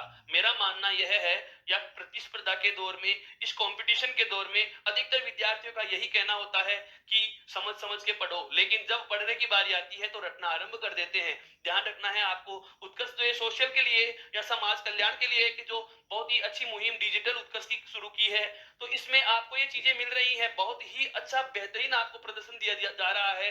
क्या कि एक हर एक बिंदु पर बहुत बारीकी से हम चर्चा कर रहे हैं और बहुत बारीकी से चर्चा करते हुए किसी भी विषय का कोई सा भी बिंदु हो, उसके हर एक छोटे से छोटे पहलू पर भी बहुत विस्तार से चर्चा आपके सामने कर रहे हैं। तो उसी संदर्भ की इसी कड़ी को हम आगे बढ़ाते हैं। सबसे पहले हमारे जहन में नाम यह आ गया कि जो ये किसी वर्ण से पहले लगा हुआ बिंदु है, इसका नाम तो क्या है? नुक्ता चिन्ह। इसका नाम तो क्या होगा? नुक्ता चिन्ह। दूसरी बात हमारे सामने आ गई कि ये कौन सी भाषा का है? अरबी फारसी भाषा का। अब अरबी फारसी भाषा का आते ही हमारे देखो यहां से कितने सारे कंसेप्ट क्लियर हो रहे हैं कि जो ये चिन्ह लगेगा, अगर ये विदेशी भाषा का है तो जाहिर सी बात है किसी भी वर्ण के लग जाएगा, तो वो वर्ण भी क्या माना जाएगा? विदेशी वर्ण। क्या माना जाएगा? विदेशी वर्ण। मेरा कहने का संदर्भ समझना है वापस से कि यदि किसी वर्ण के साथ इस विदेशी चिन्ह का प्रयोग कर लूंगा, विदेशी बिंदु जिसका नाम नुक्ता चिन्ह है, इस विदेशी चिन्ह का प्रयोग कर लूंगा, तो जिस वर्ण पे इस विदेशी चिन्ह का प्रयोग हो जाएगा वो पूरा वर्ण भी क्या माना जाएगा? विदेशी वर्ण माना जाएगा। अब विदेशी वर्ण बन गया तो इस विदेशी वर्ण के योग से कोई शब्द बना रहा हूं। मेरा कहने का आशय यह है कि ऐसा कोई भी शब्द जिसमें इस विदेशी चिन्ह के प्रयुक्त हुए वर्ण का प्रयोग कर लिया जाता है, जैसे एक शब्द लिखना चाहूंगा अखबार। एक शब्द है जैसे अखबार। हालांकि जब उत्पत्ति के आधार पर शब्दों के 5 प्रकार पढ़ेंगे उस समय अपन विदेशी शब्दों पे बहुत अच्छे से चर्चा करने वाले हैं, पर इस कंसेप्ट को समझने के लिए मैंने एक उदाहरण लिया है। जैसे एक शब्द है अखबार, अब इसमें ख के ठीक पहले बिंदी लगी हुई है, या मैं कहूं ख से ठीक पहले मैंने नुक्ता चिन्ह का प्रयोग किया है। तो हमारे जहन में 2 प्रश्नों के जवाब आ चुके हैं। क्या मैं पूछूं ख वर्ण कौन सा है, तो आप कहोगे कि ये ख वर्ण विदेशी है। क्यों है? क्योंकि ख के साथ में विदेशी चिन्ह का प्रयोग हो गया, और यदि किसी वर्ण के साथ विदेशी चिन्ह का प्रयोग हो जाता है तो वो पूरा वर्ण ही क्या माना जाएगा? विदेशी। दूसरी बात, अब इस विदेशी वर्ण को जो ख हिंदी भाषा देवनागरी लिपि का था, कब तक? जब तक इसके साथ आपने नुक्ता प्रयोग नहीं किया था। जैसे ही नुक्ता चिन्ह का प्रयोग कर लिया, अब ये क्या बन गया? विदेशी। अब ये क्या बन गया? विदेशी। और इस विदेशी वर्ण के प्रयोग की करने की वजह से ही ये पूरा का पूरा शब्द भी क्या बन जाएगा? विदेशी शब्द माना जाएगा। मेरे हिसाब से आपके बात समझ में आ चुकी होगी। क्या कि विदेशी चिन्ह का प्रयोग करने के बाद बना वर्ण भी विदेशी होता है, और उस विदेशी वर्ण के प्रयोग से बना शब्द भी क्या होगा? विदेशी हो जाएगा। अब बात यह आ जाती है, देखो सबसे पहला तथ्य में पता चल चुका कि इसे क्या कहा जाता है? नुक्ता चिन्ह। इसे क्या कहा जाता है? नुक्ता चिन्ह कहा जाता है। नुक्ता चिन्ह के ठीक बाद में हमने बात की कि यह नुक्ता चिन्ह कौन सी भाषा का है, तो यह अरबी और फारसी भाषा का है। कौन सी भाषा का है? अरबी और फारसी भाषा का है। अब बात आती है कि ये कहां तो प्रयोग में होगा और कहां प्रयोग में नहीं होगा। बहुत सारे कंसेप्ट हैं मित्रों, बहुत सारे कंसेप्ट हैं, बहुत डीप तक पढ़ रहे हैं हम इस विषय को। बहुत माइनर चीजें आपके सामने रखने वाला हूं। अगर आपको कोई चीज नहीं लग रही है, आपने पहले से कहीं पढ़ रखा है, अगर आपको बहुत कुछ नया लग रहा हो तो आपके साथ के साथ इसको नोट भी कर सकते हैं। मैं आपको शीघ्रता से बोल रहा हूं क्योंकि कम समय में बहुत ज्यादा चीजें हमें आपके सामने रखनी है, लेकिन मैं दोहरान इतनी बार कर दूंगा कि आपको लिखे बिना ही बहुत सारी चीजें याद हो जाएंगी। साथ के साथ ही आप इन चीजों को दिमाग में सेव करते चल रहे हैं। तो आगे बढ़ते हैं अपन कि ये जो नुक्ता चिन्ह है, यह जो नुक्ता चिन्ह है कितने वर्णों पे प्रयोग में लिया जाएगा। अब में इसका नाम तो पता चल चुका है, इसका नाम क्या है? नुक्ता। उसके बाद में इसकी हमें भाषा का पता चल गया कि ये कौन सी भाषा का है? अरबी और फारसी। अरबी और फारसी भाषा का है। दो बातें हमें पता चल चुकी है। क्या कि एक तो ये नुक्ता चिन्ह है और ये अरबी और फारसी भाषा का है। अगला तथ्य, महत्वपूर्ण तथ्य, बहुत ही ज्यादा महत्वपूर्ण आता है कि इसका प्रयोग कौन कौन से वर्णों के साथ होगा। तो हिंदी भाषा में कितने वर्णों के साथ इसका प्रयोग किया जाता है? 5 वर्णों के साथ। कितने वर्णों के साथ इसका प्रयोग किया जाता है? 5 वर्णों के साथ। एक बार वापस से दोहरान कर रहा हूं, हम अब तक 3 बिंदु पढ़ चुके हैं। पहले वाला अनुस्वार कितने वर्णों पे आता है? 11 पे। कितने वर्णों पे आता है? 11 पे। और ये 11 के 11 वर्ण कौन कौन से हैं? स्वर। उसके बाद में बाद वाली बिंदु जिसका नाम आया था पंचमाक्षर बिंदु, जिसका नाम क्या आया था? पंचमाक्षर बिंदु। और ये पंचमाक्षर बिंदु कितने वर्णों पे प्रयोग में लिया जा रहा था? ये पंचमाक्षर बिंदु केवल एक वर्ण पे, केवल एक वर्ण पे। और एक वर्ण कौन सा है? कैवर्ग का 5वां। कैवर्ग के 5वें वर्ण पे आप पंचमाक्षर बिंदु का प्रयोग कर रहे हैं, जिसको यह खाली बोला जा रहा था। उसके बाद नीचे वाला बिंदु जिसको हमने नाम दिया है क्या? ताड़नजात। जिसको नाम क्या दिया? ताड़नजात। और ये ताड़नजात कितने वर्णों पे प्रयोग में लिया? केवल 2 वर्णों पे। केवल कितने वर्णों पे प्रयोग में आया? 2 वर्णों पे। अब हम बात कर रहे हैं क्या कि ये पहले वाला नुक्ता अरबी या फारसी भाषा का जो बिंदु है ये कितने वर्णों पे आएगा? 5 पे। 3 चीजों का पता चल चुका। क्या कि नुक्ता चिन्ह है, कौन सी भाषा का है? अरबी और फारसी का। अब बात आती है कितने वर्णों पे प्रयोग में लिया जा रहा है? 5 वर्णों में। अब बात आती है आगे की, क्या कि वो 5 वर्ण कौन कौन से हैं। तो मैं ऊपर लिख रहा हूं इनको। एक तो है क, एक है ख, नेक्स्ट है ग, उसके बाद में है जय, और एक अंतिम वर्ण आता है क्या, फे। वापस से समझना, ये हिंदी भाषा के देवनागरी लिपि के व्यंजन हैं, देवनागरी लिपि में लिखे हुए हिंदी भाषा के ही वर्ण हैं।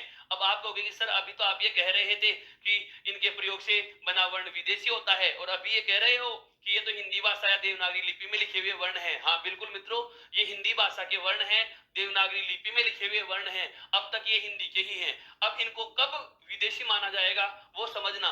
यदि हिंदी भाषा के देवनागरी लिपि में लिखे हुए इन पांचों वर्णों से ठीक पहले आप इस नुक्ता चिन्ह का प्रयोग कर देते हैं, तो ये पांचों के पांचों वर्ण अब हिंदी भाषा के नहीं, बल्कि कौन सी भाषा के माने गए, अरबी फारसी भाषा के माने जाएंगे।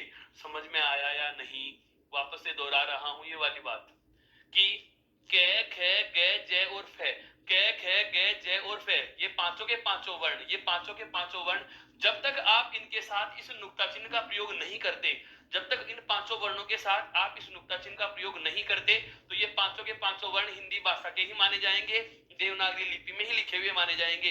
लेकिन जैसे इनके साथ हम ये नुक्ता चिन्ह प्रयोग में ले लेते हैं, तो ये पांचों के पांचों वर्ण कौन सी भाषा के माने जाने लगे, अरबी और फारसी भाषा के माने जाने लगे हैं।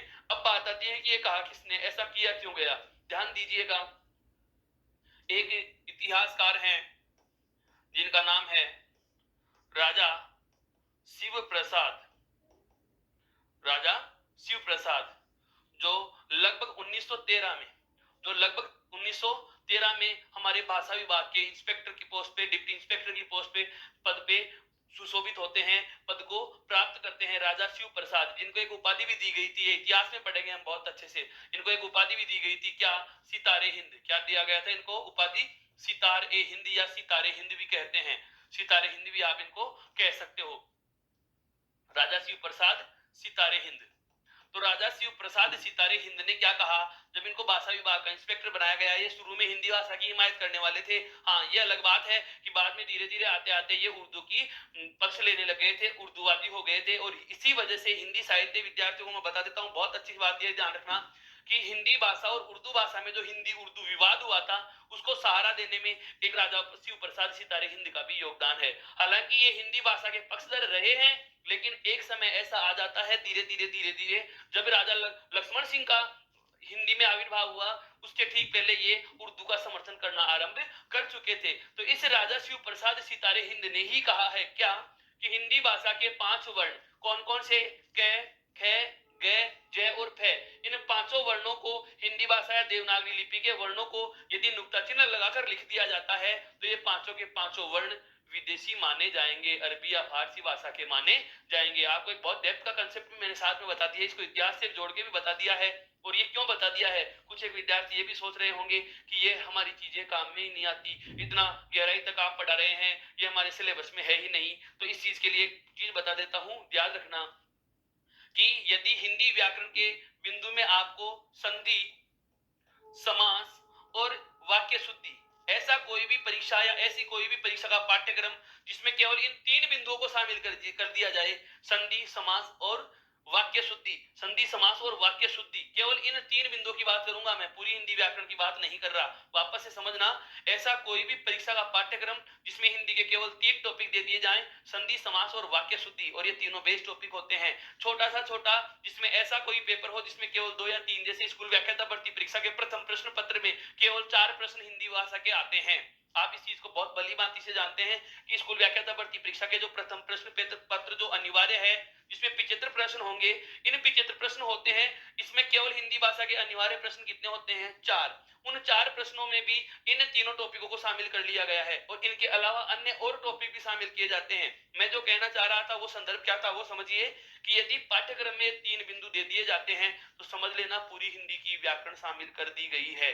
और ये क्यों होती है, मैंने कल बहुत अच्छे से आपको बताया भी था कि स्वर और व्यंजन से संधि निर्माण करेंगे, पूरा शब्द पढ़ने के बाद क्या समझ में आता है, समास, और पूरे वाक्य के प्रकार पढ़ने के बाद हम क्या पढ़ पाते हैं, वाक्य शुद्धि। अर्थात ये तो संबंध हो गया वर्ण से, इसका संबंध होता है शब्द से, और इसका संबंध होता है वाक्य से। हाँ ये जरूर है कि हम थोड़ा इसको गहराई से इसलिए पढ़ रहे हैं कि जैसा उत्कर्ष का आपसे वादा है कि उत्कर्ष के ऐप का जब सर ने लॉन्च किया था उस समय भी था कि ये सामाजिक सेवा के लिए या समाज के लिए समर्पित रहेगा।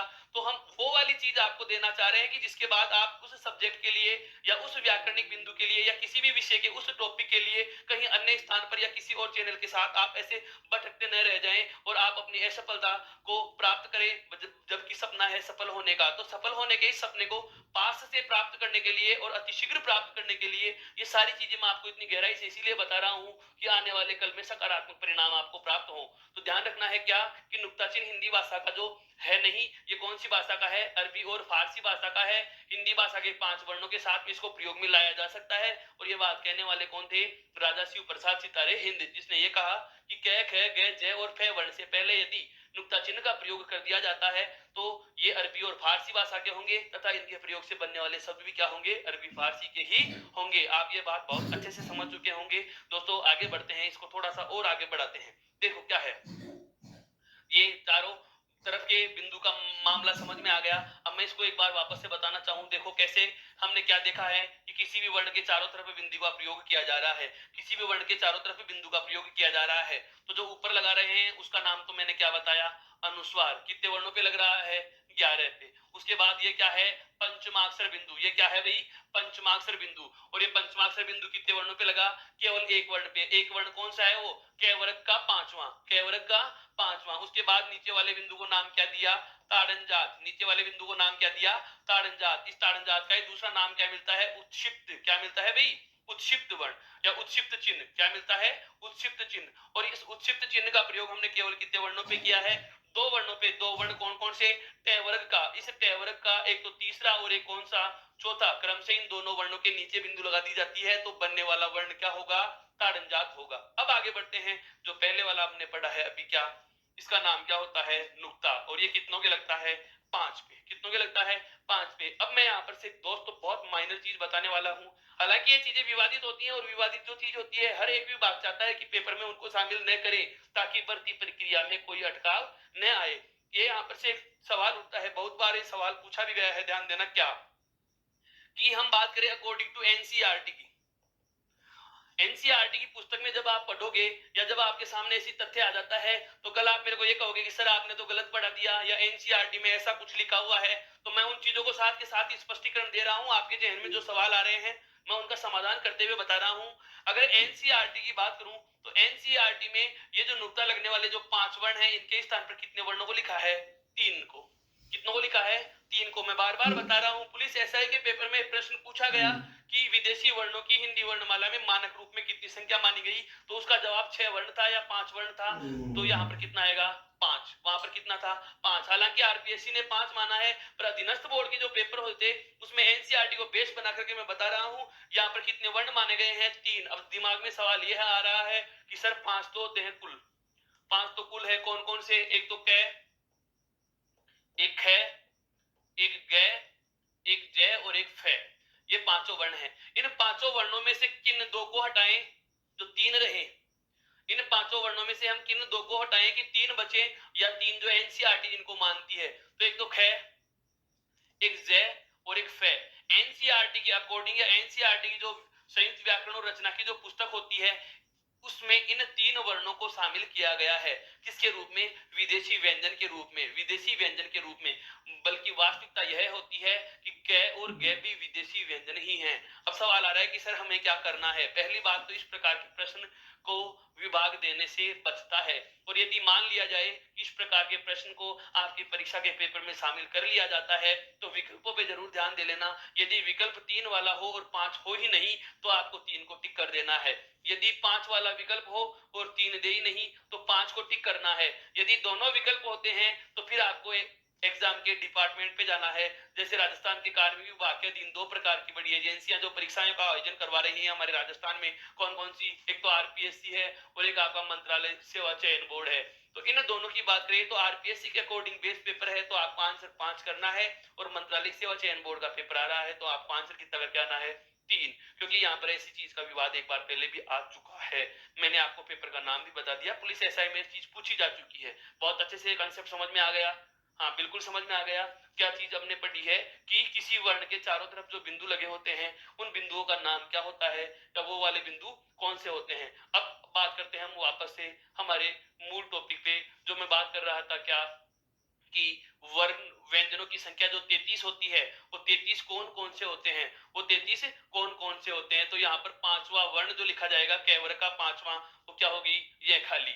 उसके बाद में जो अगला वर्ग आता है वो कौन सा आता है, चय वर्ग। हम चाहें तो लिखित रूप में इन सभी को बिना स्वर के लिख सकते हैं। जैसे मान लो मैंने ये हलंत लगा दी है सभी के साथ, इसका मतलब यह हुआ कि अब इनमें जुड़ा हुआ स्वर शामिल नहीं था। पहले अगर यदि देखो, यदि मैंने लिखा है जैसे तय, अब इसमें ए जुड़ा हुआ है, यदि तय को अगर हलंत लगा दिया, अब इसमें जुड़ा हुआ ए था वो बाहर आ चुका है। यदि कोई व्यंजन वर्ण हलंत लगा के लिख दिया जाता है तो उसका मतलब यह होगा कि उसमें जुड़ा हुआ स्वर बाहर लिख दिया गया है। यदि किसी व्यंजन वर्ण को हलंत चिन्ह के साथ लिखा जाता है तो माना जाता है कि उसमें कोई स्वर शामिल नहीं है, और ऐसा केवल लिखित रूप में ही किया जा सकता है। उच्चारित रूप में यदि अकेले व्यंजन को बोलोगे, उसके साथ अगर आप किसी प्रकार के कोई शब्द का उच्चारण नहीं कर रहे, तो उच्चारित रूप में व्यंजनों में से स्वर निकाल पाना असंभव है। जैसे मैं कहूं आपको आधा के लिखिए, तो आप आधा के इस प्रकार से भी लिख दो, और या आप हलंत आगे भी लिख सकते हो। लेकिन मैं कहूं कि अब आपको आधे के को बोलना है तो उच्चारण ही नहीं हो सकता, उच्चारण ही नहीं हो सकता। कै को बोलना है तो कै के साथ ए की ध्वनि निकलेगी ही। इस चीज का हमें बहुत ज्यादा विशेष ध्यान रखना है। तो अगला जो वर्ग आ रहा है वो हमारा कौन सा आ रहा है, चय वर्ग। और चय वर्ग का पहला वर्ण क्या है, च। उसके बाद में क्या है, छ। उसके बाद में क्या है, जय। जय के बाद में क्या है, छ। और उसके बाद में अणे खाली, या जय वर्ग का, चय वर्ग का पांचवा। अब यहां से भी एक प्रश्न आपको और ध्यान में रखना है, जिसकी चर्चा मैंने कल भी करी थी, जब मैंने आपको बताई थी भाषा की विशेषताएं कि प्रत्येक भाषा का अपना एक मानक रूप होता है। उस चीज को मैंने बहुत अच्छे से समझाने के लिए यहां से एक उदाहरण उठाया था कि इस जय वर्ण का एक और रूप प्रचलन में है, और वो कौन सा है, ये वाला। इस जय वर्ण का एक और रूप प्रचलन में है, और वो वाला कौन सा है, ये वाला जय हम लिखा करते हैं, या बहुत पुरानी किताबों में आज भी हमें लिखने को मिलता है। जैसे झंडा में लिखना होगा तो हम इस प्रकार से लिखते हैं। तो ये वाला जो जय वर्ण का रूप है, या इस जय का जो ये प्राचीन रूप है, ये परीक्षा में प्रश्न पूछा गया है। वर्तमान में इस वर्ण को अमानक वर्ण कहा गया है। क्या कहा गया है, अमानक वर्ण। तो जब यदि आपसे प्रश्न पूछ लिया जाए कि अमानक वर्ण की संख्या कितनी है, तो एक है, और कौन सा है, यह वाला। अर्थात इस जय वर्ण को अब यहाँ पर हिंदी भाषा के मानकीकृत वर्ण है, या ऐसे वर्ण जिनको मानक रूप प्रदान किया जा चुका है, वहां से इसको हटा दिया गया, अर्थात नया रूप यह वाला शामिल कर लिया गया है। यह बात भी आपको बहुत अच्छे से ध्यान रखनी है कि जय वर्ण का मानक रूप कौन सा है और अमानक रूप कौन सा है। ये वाली बात आपके समझ में आ चुकी। अब हम बात करते हैं आगे वाले वर्ग पे, कौन सा, तय वर्ग। तय वर्ग का पहला वर्ण तय, दूसरा है ठे, तीसरा है टय, और चौथा है ठे, और पांचवा अण। यहाँ पर भी मैं आपको एक चीज वापस से याद दिला दूं क्या, कि टय वर्ग के तीसरे और चौथे वर्ण के नीचे अगर बिंदी लगा दी जाती है, तीसरे और चौथे वर्ण के नीचे यदि बिंदी लगा दी जाती है, तो ये ताड़नजात बन जाएंगे। ये क्या बन जाएंगे, ताड़नजात बन जाते हैं, उत्क्षिप्त बन जाते हैं, फेंके हुए वर्ण बन जाते हैं। उसके बाद में आगे वाला वर्ग जो आता है वो आता है कौन सा, तय वर्ग। और तय वर्ग का पहला वर्ण है तय, उसके बाद में है थे, थे के बाद में है तय, ध के बाद में है ध, और उसके बाद में है क्या, न। तो ये चौथा वर्ण और ये पांचवा। यहां पर भी आपको एक ध्यान रखने की बात है, ध धनुष को कई बार हम क्या करते हैं, इसको अच्छा या सुंदरता प्रदान करने के चक्कर से इसको ऐसे लाइन बना के लिख देते हैं। समझना, वापस से बहुत अच्छे से समझा रहा हूं। अगर आप इस प्रकार से ध धनुष वाला ध लिख रहे हैं तो वृत्तनी की दृष्टि से ये अशुद्ध हो जाएगा, वृत्तनी की दृष्टि से अशुद्ध हो जाएगा। बहुत व्यक्तियों की ऐसे आदतें होती है कि किसी वर्ण को ऐसे बना बना करके डिजाइन बनाने के चक्कर में इतना बड़ा लिख देते हैं। अगर आप क्या, तो ये पूर्णतः गलत माना जाता है, अशुद्ध माना जाता है। क्यों, क्योंकि ये घुंडी वाला वर्ण है, ये घुंडी वाला वर्ण है, यहाँ पर से गोल ही रहेगा, इसमें पूंछ जोड़ने की आवश्यकता नहीं होगी। इस बात का विशेष ध्यान रखना है यहाँ पर भी। आगे बात करते हैं कौन से वर्ग की, पै वर्ग की। और पै वर्ग का पहला वर्ण क्या होता है, पै वर्ग का पहला वर्ण क्या होता है, पै।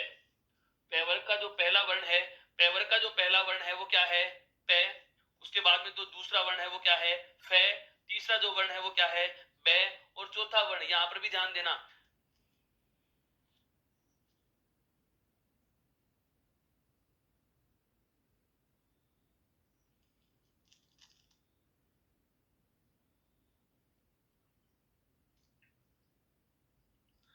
भय, और भय के बाद में क्या है, मैं। अब यहाँ पर समस्या यह आ जाती है कि जैसे ध धनुष को हम ऐसे बढ़ा करके लाइन लिख रहे थे, ठीक उसी प्रकार से कई बार इस भय वर्ण को भी ऐसे लाइन बढ़ा के लिखा जाता है इस प्रकार से। तो अगर आप ऐसा लिख रहे हैं तो ये पूर्णतः गलत माना जाएगा, यह भी वर्तनी दृष्टि से अशुद्ध है।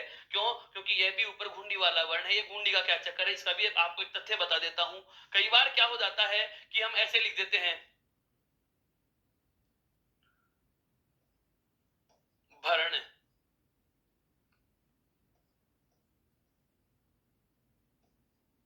विधवा, और ये लाइन ऐसे पूरी खींच देते हैं।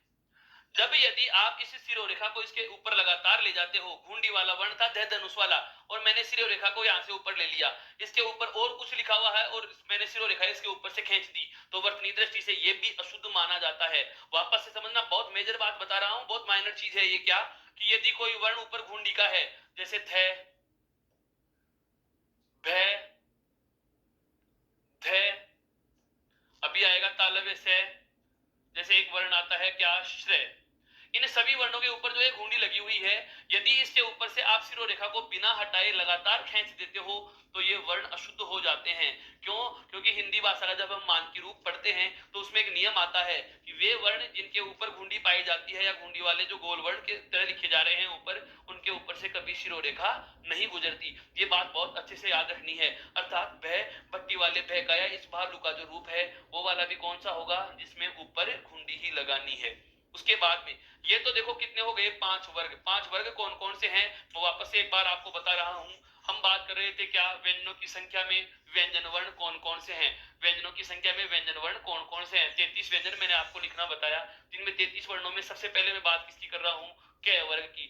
सबसे पहले मैं बात किसकी कर रहा हूं, क वर्ग की। और क वर्ग की मैं बात कर रहा हूं तो देखो सबसे पहले क वर्ग में कौन सा वर्ण आ गया, क। उसके बाद में मैंने कौन सा वर्ण लिया, ख। ख के बाद में ग, ग के बाद में क्या आ गया, घ, और घ के बाद में इसकी अणखाली। तो ये तो है 5 वर्ग। वर्ग के लिए आवश्यक है कि प्रत्येक वर्ग में कितने वर्ण होने चाहिए, 5 वर्ण होने चाहिए। कितने वर्ण होने चाहिए, 5। इसके बाद जो पंक्ति आती है वो आती है य, फिर आता है रे, फिर आता है ले, और फिर आता है वे। अब आपके जहन में सवाल आ रहा होगा कि क्या मैं आपसे पूछूं, बताना जरा, क्या मैं यहाँ पर ये वर्ग लिख सकता हूं? बताओ, क्या मैं यहाँ पर ये वर्ग लिख सकता हूं? सही है, हाँ बिल्कुल। या जिस प्रकार से क, च, ट, त और प वर्ग लिखते आए हैं, 5 वर्ग लिख चुके, क्या इसको मैं ये वर्ग के नाम से संबोधित कर सकता हूं क्या? नहीं। कुछ का जवाब हाँ रहेगा, कुछ का जवाब नहीं है। क्यों है हाँ, क्यों है नहीं? देखो, अगर हाँ जवाब देने वाले हैं मेरे दोस्त, तो उनको मैं बताऊंगा कि प्रत्येक वर्ग को अगर आप वर्ग कह रहे हो तो उसके लिए एक शर्त है कि वर्ग में कितने वर्ण होने चाहिए, 5 वर्ण होने चाहिए। कितने वर्ण होने चाहिए, 5। और इस पंक्ति में हमें कितने वर्ण मिलते हैं, 4। ये, रे, ले और वे। इस पंक्ति में हमें कितने वर्ण मिल रहे हैं, केवल 4। अब आपके जहन में सवाल आ रहा है कि चलो मान लीजिए सर इनको हम ये वर्ग नहीं कहेंगे, फिर इसको किस नाम से जाना जाएगा? तो इन चारों वर्णों को अंतस्थ कहा जाता है। क्या कहा जाता है, अंतस्थ कहा जाता है। अब ये अंतस्थ क्या होता है इसके बारे में भी अभी हम बात करेंगे। मैं आपको केवल क्लू दे रहा हूं कि ये चीजें हमारी चर्चा में आएंगी। जैसे ही मैं अंतस्थ वाला बिंदु शुरू करूंगा तो आपका दिमाग ऑर्डर करेगा कि हाँ ऐसा सर ने कुछ जिक्र तो किया था। आपके दिमाग में उसका एक आइकन बना हुआ होता है। जैसे बहुत बार ऐसा भी हो जाता है कि कोई चीज हमारे सामने आती है तो हम सोचते हैं कि हाँ यार ऐसा तो हमने कहीं पहले भी सुन रखा है। बहुत सारे चेहरे ऐसे होते हैं, बहुत सारे चेहरे ऐसे हैं कि जिनको हमें लगातार वो शक्ल याद नहीं रहती, लेकिन कैसे भी परिस्थितिवश यदि हमारे सामने वो पुनः आ जाती है तो हमारा दिमाग ऑर्डर करता है, हमारा मस्तिष्क या बिंब जवाब करते हैं क्या कि यह चेहरा तेरी आंखों के सामने पहले भी आया था। मैं केवल आपको दिशाएं दे रहा हूं क्या कि इस प्रकार के हम एक बिंदु की चर्चा करने वाले हैं। अभी आपको इतना सा ध्यान रखना है कि ये, रे, ले और वे वाले जो वर्ण हैं, इन चारों वर्णों को अंतस्थ नाम दिया गया है। अब ये अंतस्थ क्या होता है यह भी हमारे आगे बिंदुओं में आने वाला है। अब आगे वाली जो लाइन आती है इसको यह वर्ग नहीं कहेंगे, इसको नाम मैंने क्या दे दिया, अंतस्थ। और आगे वाली जो लाइन आती है जिसमें श, श, से और है, वापस से सुन लेना इनको, श, श, से और है। ये है तालु से बोला जाता है, ये मसूड़ों से, और ये दंत से, और ये है वर्ण अंतिम। इन चारों वर्णों को भी आप अलग नाम देंगे और वो नाम क्या है, ऊष्म वर्ण। इन चारों को क्या नाम दिया जाता है, ऊष्म वर्ण। अब ये ऊष्म वर्ण क्या है इसकी भी हम बात आगे करेंगे। फिलहाल हम बात करते हैं क्या, देखो अभी तक हमने जो पढ़ा है वो क्या पढ़ा है कि व्यंजन जो है उन व्यंजनों को क्या कहा जाता है या व्यंजन किसे कहा जाता है, तो सबसे पहले हमने इसकी परिभाषा की बात करी। व्यंजनों की परिभाषा के संदर्भ में मैंने आपको बताया था, व्यंजनों की परिभाषा के संदर्भ में मैंने आपको बताया था क्या, कि वे वर्ण जो स्वतंत्र उच्चारित नहीं होते, वे वर्ण जो स्वतंत्र उच्चारित नहीं होते, या जिन वर्णों के उच्चारण में किसी दूसरे वर्ण की, जिन वर्णों के उच्चारण में किसी दूसरे वर्ण की सहायता ली जाती है, किसी दूसरे वर्ण की सहायता ली जाती है, और जो स्वतंत्र उच्चारित नहीं होते, जो स्वतंत्र उच्चारित नहीं होते, इनको क्या कहा जाता है, व्यंजन। उसके बाद में हमने आगे जो बात की वो क्या करी, क्या कि व्यंजनों की संख्या कितनी होती है, 33। व्यंजनों की संख्या कितनी होती है, 33। और उसके बाद में मैंने आपको बताया कि 33 कौन कौन से हैं, तो 33 ये वाले वर्ण होते हैं। यहां तक बहुत समझ में आ गया। आप स्क्रीनशॉट भी ले सकते हैं इसका, और यदि हाँ, साथ के साथ बहुत सारे विद्वान साथी हैं मेरे जो लिखने का भी कार्य कर रहे हैं, पर मैं बता रहा हूं ये सब चीजें आपको उत्कर्ष के उत्कर्ष मोबाइल ऐप पर पीडीएफ के फॉर्मेट में उपलब्ध है, आप वहां से इनको ले सकते हैं। बहुत अच्छे से सब चीजें लिखी हुई हैं। आप ऐसे मत सोचना कि मैं पढ़ा कुछ और रहा हूं या नोट्स में हमें कुछ और मिल जाएगा। जो क्लासों में आपको सारा ऑडियो में और यहाँ पर विजुअल जो दिखाई दे रहा है, ये सब कुछ आपको पीडीएफ के फॉर्मेट में उत्कर्ष ऐप पर मिल जाएगा। आगे बढ़ते हैं हम। इसके बाद इन वर्णों के बाद में हमने जो चर्चा आरंभ करनी है वो क्या करनी है, ध्यान दीजिएगा। इन व्यंजनों की हमें संख्या पता चल चुकी, कितने होते हैं, 33। व्यंजनों की संख्या कितनी होती है, 33। इन 33 के 33 व्यंजनों को, जिसमें क्या क्या पढ़ा हमने 33 व्यंजनों में, सबसे पहले तो हमने पढ़ा है कौन सा, क वर्ग। क वर्ग में आगे बाद में कौन सा आता है, च वर्ग। च वर्ग के बाद में कौन सा आया, त वर्ग। वापस से समझना, इसको बहुत अच्छी चीज बताऊंगा, यहां से हमारे काम में आने वाली है। उसके बाद में कौन सा आता है, त वर्ग। उसके बाद में हमने कौन सा पढ़ा है, त वर्ग। त वर्ग के बाद में कौन सा वर्ग आता है, प वर्ग। प वर्ग के बाद में अपन ने एक लाइन पढ़ी कौन सी, ये, रे, ले और वे। और उसके बाद में हमने एक पंक्ति और पढ़ी है क्या, श और स है। ये वाला वर्ण हमने पढ़े। क वर्ग का प्रथम वर्ण क्या पढ़ा, क। उसके बाद में क्या पढ़ा, ख। उसके बाद में क्या पढ़ा, घ। उसके बाद में क्या पढ़ा, घ। और उसके बाद में क्या पढ़ी, अणखाली। च वर्ग में हमने क्या क्या पढ़े, च, छ, ज, झ और एक अणखाली। उसके बाद में हमने ट वर्ग में क्या क्या पढ़ा, ट, ठ, ड और ढ और एक अण। ट वर्ग में क्या क्या देखा, त, थ,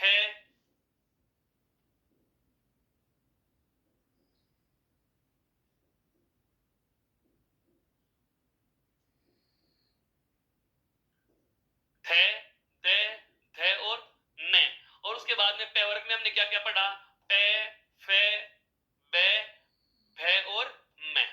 अब ये सब चीजें जो हम 33 वर्णों के रूप में पढ़ रहे हैं, इनका जो वर्गीकरण शुरू करेंगे, इस वर्गीकरण को शुरू करने से पहले इस पूरे के पूरे इन 33 वर्णों के संदर्भ में दो तीन बातें मैं आपको बता रहा हूं, वो याद रखने की है। क्या क्या, ये पांचों के पांचों जो वर्ग जिनको मैं कह रहा हूं, कौन कौन सा वर्ग है, एक तो क वर्ग है, एक च वर्ग है, एक ट वर्ग है, एक त वर्ग है और एक प वर्ग है। आप इन सबको नाम याद रखोगे कि हिंदी में वर्ग कितने होते हैं या व्यंजनों के वर्ग कितने हैं, 5। बहुत छोटी छोटी बातें हैं, बहुत छोटी छोटी बातें हैं जो हमें संधि के नजरिए से आवश्यक हैं। बहुत छोटी छोटी बातें हैं जो हमारे को संधि के नजरिए से आवश्यक है, याद रखनी है, ध्यान में रखनी है। क्या क्या, कि हिंदी में वर्ग कितने होते हैं, व्यंजनों के वर्ग कितने होते हैं, 5। कौन कौन से, क वर्ग। कौन कौन से वर्ग हैं, क वर्ग है, उसके बाद च वर्ग है, उसके बाद ट वर्ग है, उसके बाद त वर्ग है और उसके बाद प वर्ग है। अर्थात वर्ग कितने होते हैं, 5। एक बात तो हमें यह ध्यान रखनी होगी। उसके बाद दूसरी बात, यह मैं जैसे पूछूं ये क वर्ग का कौन सा वर्ण होगा, पहला। यह क वर्ग का कौन सा वर्ण है, पहला वर्ण है। क वर्ग का कौन सा वर्ण है, पहला। ये कौन सा है, दूसरा। यह कौन सा वर्ण है, तीसरा। यह कौन सा वर्ण है, चौथा। और यह कौन सा वर्ण है, पांचवा। अर्थात हिंदी भाषा में व्यंजन जो होते हैं, उन व्यंजनों में वर्गों की संख्या भी कितनी है, 5। और प्रत्येक वर्ग में वर्ण भी कितने हैं, 5। जैसे यह पहला वर्ण है सभी वर्गों का, यह कौन सा वर्ण है, पहला। और उसके बाद में जैसे मैं बात करूं, यह कौन सा वर्ण है सभी वर्गों का, दूसरा।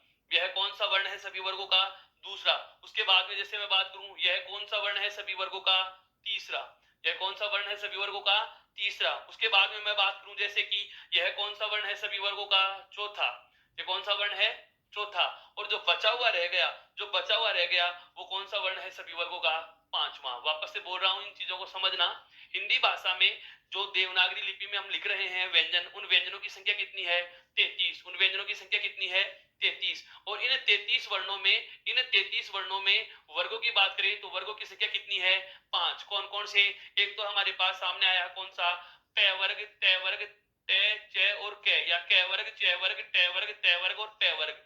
इन प्रत्येक वर्गों में कितने वर्ण होते हैं? 5-5। कितने वर्ण होते हैं? 5-5। और वो 5-5 कौन कौन से हैं, ये चीजें भी हमें पता चल चुकी हैं। जैसे सभी वर्गों का ये प्रथम वर्ण हो गया। इन चीजों पे मैं जोर इसलिए दे रहा हूं, ध्यान दे देना, जब हम संधि पढ़ेंगे तो जो व्यंजन संधि और विसर्ग संधि है उनमें सारा का सारा इन्हीं चीजों का खेल है। अभी जो मैं आगे पढ़ाने वाला हूं व्यंजनों का वर्गीकरण हम पढ़ेंगे, उसमें भी व्यंजनों के वर्गीकरण में हम प्रत्येक वर्ण को या प्रत्येक व्यंजन को बार बार तो लिख नहीं सकते, तो हमें उनका कोड याद रखना है। जैसे मैं कहूं कि टे वर्ग का तीसरा वर्ण क्या होगा, तो आपका जवाब होगा कि सर टे वर्ग का जो तीसरा वर्ण है, इस टे वर्ग का तीसरा वर्ण क्या होता है? डे होता है। क्या होता है? डे। क्यों? टे वर्ग के सीध में वर्ग पे चले जाएंगे और तीसरे वर्ण पे आ जाएंगे। जैसे मैं कहूं कि टे वर्ग का चौथा वर्ण क्या होगा, तो ये टे वर्ग और टे वर्ग के चौथे वर्ण में कौन सा आएगा? थे धनुष वाला थे। ये सब चीजें हमें आवश्यक इसलिए है कि संधियों में जो नियम पढ़े जाते हैं कि प्रत्येक वर्ग के प्रथम वर्ण के बाद, ये समझना इन चीज को, कि प्रत्येक वर्ग के प्रथम वर्ण के बाद यदि सगोश वर्णों का योग हो, एक नियम बोल रहा हूं, जब संधि आएगी तब इनको समझाऊंगा। अभी सिर्फ चीज समझना कि मैं कहना क्या चाह रहा हूं, मेरा इससे कहने के पीछे संदर्भ क्या जुड़ा हुआ है, ये वाली चीज क्या शो करना चाह रही है, आशय क्या है वो समझो। कि प्रत्येक वर्ग के प्रथम वर्ण के बाद किसी सहघोष का योग हो, सहघोष क्या है अभी पढ़ेंगे। प्रत्येक वर्ग के प्रथम वर्ण के बाद यदि सहघोष वर्ण का योग हो तो पहला वर्ण अपने ही वर्ग के कौन से में बदल जाता है? तीसरे में बदल जाता है। पहला वर्ण अपने ही वर्ग के कौन से में बदल जाता है? तीसरे में। अर्थात कै के स्थान पर इसी वर्ग का क्या बनेगा? गे वर्ण। जय के स्थान पर क्या बनेगा? जय वर्ण। तो हमें ये पता रहेगा कि कौन से वर्ग का कौन सा वर्ण क्या होता है। यहां तक बात समझ में आ गई। अब बात आती है क्या? इनके वर्गीकरण से। और इनके वर्गीकरण में सबसे पहले इनको अध्ययन की सरलता हेतु, इनके वर्गीकरण में अध्ययन की सरलता हेतु सबसे पहले हम इन्हीं को यहीं से कुछ नाम देना चाहेंगे। जैसे मैंने कहा कि ये वर्ग हैं कितने? 5। और प्रत्येक वर्ग में कितने वर्ण हैं? 5-5। अर्थात वर्गों की संख्या भी 5 और प्रत्येक वर्ग में वर्ण भी कितने? 5। कुल वर्णों की संख्या कितनी हो गई? 25। कुल वर्णों की संख्या कितनी हो गई? 25। ये 25 वर्ण किसी न किसी वर्ग के हैं, इसलिए इनको कहा जाता है वर्गीय वर्ण। क्या कहा जाता है? वर्गीय। यहां तक समझ में आया क्या कुछ मैंने क्या कहा? वर्गीकरण शुरू करने से पहले मैं इनके सामान्य नाम दे रहा हूं, इनको सामान्य से एक पहचान दे रहा हूं ताकि बांटने में मुझे सहूलियत हो सके, हमारे समझने में इसमें आसानी आ सके। क्या कि ये 25 के 25 वर्ण हैं वो किसी न किसी वर्ग के मेंबर हैं। जैसे कि बात करें, ये वाली लाइन पे वर्ग की है, ये वाली पंक्ति आपके ते वर्ग की है, यह वाली पंक्ति टे वर्ग की है, यह वाली पंक्ति चे वर्ग की है और यह वाली पंक्ति कै वर्ग की है। अब ये पांचों के पांचों वर्ग अपने आप में कितने वर्णों को समाहित रखते हैं? 25 को। कितने वर्णों को समाहित रखते हैं? 25 को। क्यों? क्योंकि प्रत्येक वर्ग में वर्णों की संख्या कितनी है? 5। कितनी है? 5। और 5 5 कितने हो गए?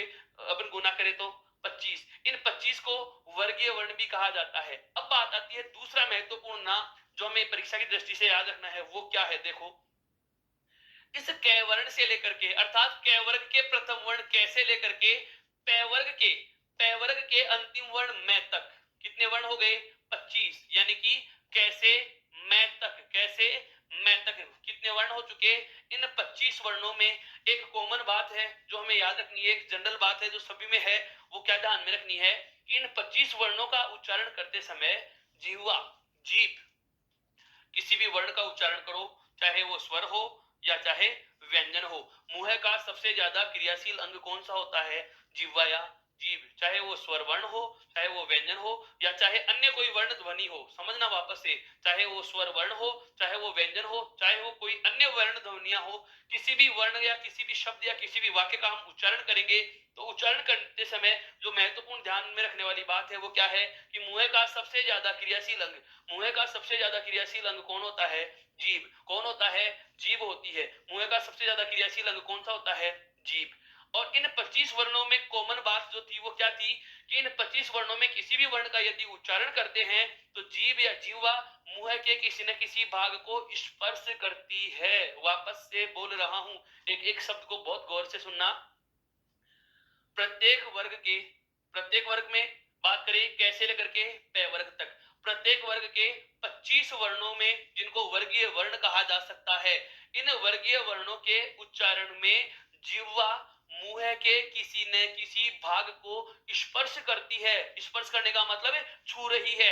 अब वो कहां छू रही है इस बात का भी पता हमें थोड़ी देर में चल जाएगा जब हम इनका उच्चारण स्थान पढ़ेंगे। अभी इतना सा ध्यान रखना है, इन 25 वर्णों के उच्चारण में चाहे वो कै वर्ग के 5 पहले हो, चाहे वो तैवर्ग का हो, चाहे तैवर्ग का हो, चाहे पैवर्ग का हो, किसी भी वर्ग का कोई सा भी वर्ण है, इन 25 या वर्गीय ओवरऑल 25 वर्णों के उच्चारण में जीभ क्या करती है, मुंह के किसी न किसी भाग को स्पर्श कर रही है, छू रही है। इसलिए इनका एक नाम बहुत ज्यादा याद रखना है आपको। इन 25 वर्णों को एक नाम से जाना जाता है और वो नाम है क्या, स्पर्शी व्यंजन।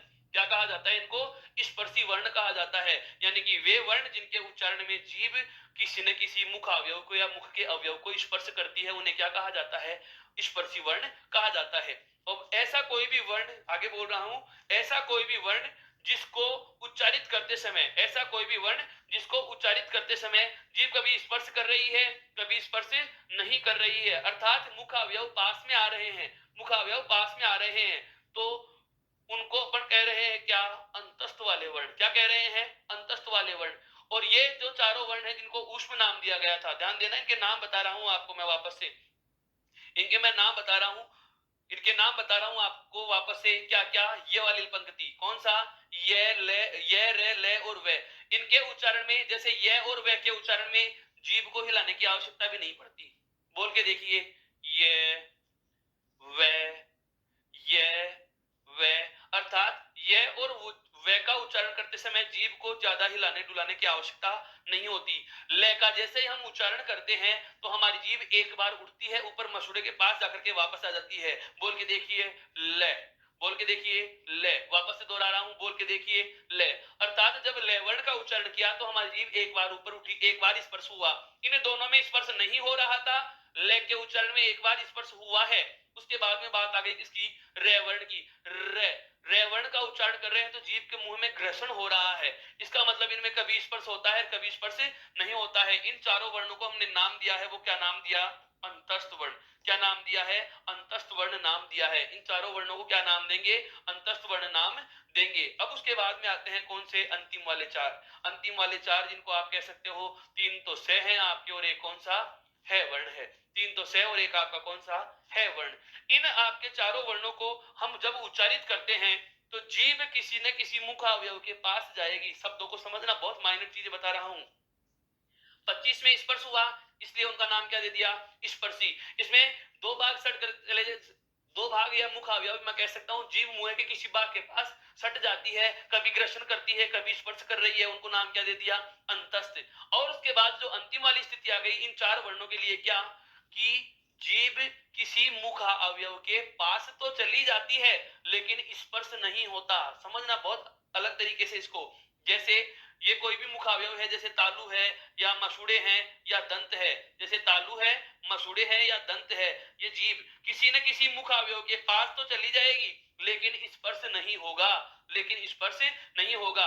जीभ किसी मुख अवयव के पास तो चली जाएगी, मेरे आप हाथ से समझ सकते हैं, जैसे ये तालु की स्थिति है तो जीभ किसी मुख अवयव के पास तो चली जाएगी लेकिन स्पर्श नहीं होगा। यदि स्पर्श हो जाता है तो वो स्पर्शी हो जाएगा, अगर स्पर्श हो या घर्षण हो तो अंतस्थ वाली स्थिति होगी। लेकिन ऊष्म में क्या होता है, जीभ किसी मुख अवयव के पास तो चली जाएगी लेकिन स्पर्श नहीं करेगी। और स्पर्श नहीं करेगी इसका मतलब क्या हुआ कि मुंह से निकलने वाली जो हवा होती है, मुंह से निकलने वाली जो प्राणवायु होती है, वो इन दो भागों के मध्य दबकर बाहर निकल के आएगी। बहुत अच्छे से समझो इसको, जैसे ये तालु है और ये जीभ का अग्रभाग, जैसे मैंने मान लो मसूड़ों के पास ले आया, जैसे कि यह तालु है और जीभ का अग्रभाग, जीभ का ये तालु है और इस तालु के ठीक बाद में मैं कह रहा हूं कि जीभ का ये आगे वाला भाग है, ये इस तालु के पास में आ जाता है, ये तालु के पास में आ जाता है। यहां पर ध्यान देना मित्रों, मैं बहुत अलग चीज बता रहा हूं आपको।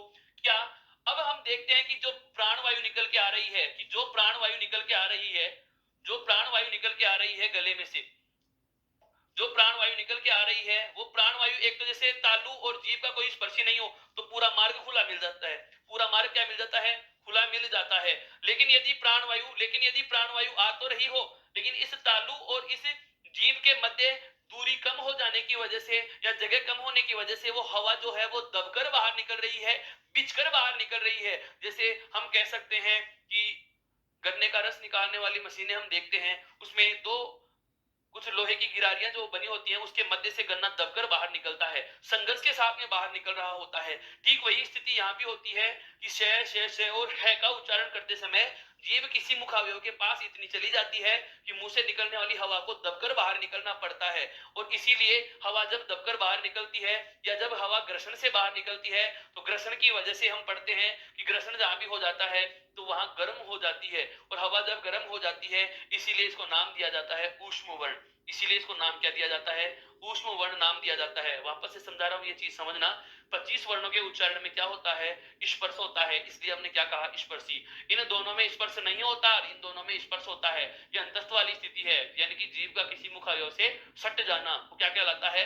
अंतस्थ। और इसमें क्या होता है? जीभ मुखावयव के पास तो चली जाएगी लेकिन स्पर्श नहीं होगा। मुंह से निकलने वाली प्राणवायु को या मुंह से निकलने वाली हवा को संघर्ष करके बाहर निकलना पड़ता है, संघर्ष करके बाहर निकलना पड़ता है। इसलिए इसका नाम क्या होता है? इसलिए इनका नाम क्या होता है? ऊष्म वर्ण। इसलिए इनका नाम क्या होता है? ऊष्म वर्ण होता है। यहां तक की बात आप समझ चुके होंगे। यह जो तीन नाम हमें प्राप्त हो चुके हैं, और तीन नाम हमें कौन से प्राप्त हो चुके हैं? तीन नाम हमें जो प्राप्त हो चुके हैं वो तीनों नाम एक बार मैं आपको बता रहा हूं। क्या क्या? सबसे पहला हमारे सामने नाम आया क्या? स्पर्शी। सबसे पहला जो हमारे पास नाम आ रहा है वो कौन सा आया? स्पर्शी। नंबर 2 पे जो हमारे सामने नाम आया वो कौन सा आया? अंतस्थ। नंबर 2 पे जो हमारे सामने नाम आ रहा है वो कौन सा आया? अंतस्थ। और नंबर 3 या अंतिम में जो नाम आता है वो कौन सा आता है? ऊष्म। नंबर 3 या अंतिम में जो नाम आता है वो कौन सा आता है? ऊष्म। जो तीन नाम हमारे सामने निकल के आ रहे हैं इनको हम ये कह सकते हैं कि अध्ययनता सरलता, अध्ययन की सरलता हेतु, या वर्णों का साधारण वर्गीकरण। बहुत अच्छे से समझो इस चीज को। वर्णों की संख्या जो 33 मानी, इन 33 को हमने केवल 3 भागों में बांटा है मोटे तौर पर। कौन कौन सा? एक नाम मेरे सामने आ गया, कौन सा? स्पर्शी। एक नाम तो कौन सा आया? स्पर्शी। दूसरा नाम मेरे सामने आ रहा है कौन सा? अंतस्थ। दूसरा नाम मेरे सामने कौन सा आया? अंतस्थ। और तीसरा नाम जो निकल के आया वो कौन सा आया? ऊष्म। तो ये अंतस्थ, ऊष्म और स्पर्शी, ये तीन नाम जो हैं ये हम कह सकते हैं कि अध्ययनता की सरलता हेतु, या हम कह सकते हैं कि इन वर्णों का मैंने क्या किया है? केवल साधारण वर्गीकरण आपके सामने प्रस्तुत किया है। अब हम बात करते हैं इन व्यंजनों के विस्तार से वर्गीकरण पे। तो आप चाहें तो नई हेडिंग डाल सकते हैं क्या? कि वर्णों का या व्यंजनों का वर्गीकरण। और व्यंजनों का वर्गीकरण आरंभ करते हैं। देखो आराम से। अब क्यों? क्योंकि हमें पता चल चुका कि हिंदी में वर्ग तो कितने हैं? 5। प्रत्येक वर्ग में वर्ण भी कितने हैं? 5-5। अभी हमने इसी बारे में तो बात करी। इतना विस्तार से बताने की वजह यही तो थी कि हम जब इनका वर्गीकरण पढ़ेंगे तो हमें पता रहेगा कि कौन से वर्ग का कौन सा वर्ण क्या है। ये सब चीजें अगर हमारे दिमाग में है तो हम इनका विभाजन भी बहुत अच्छे से समझ पाएंगे। जैसे मैं कहूंगा कि प्रत्येक वर्ग का पहला, तीसरा और पांचवा अमुक नाम से जाना जाता है।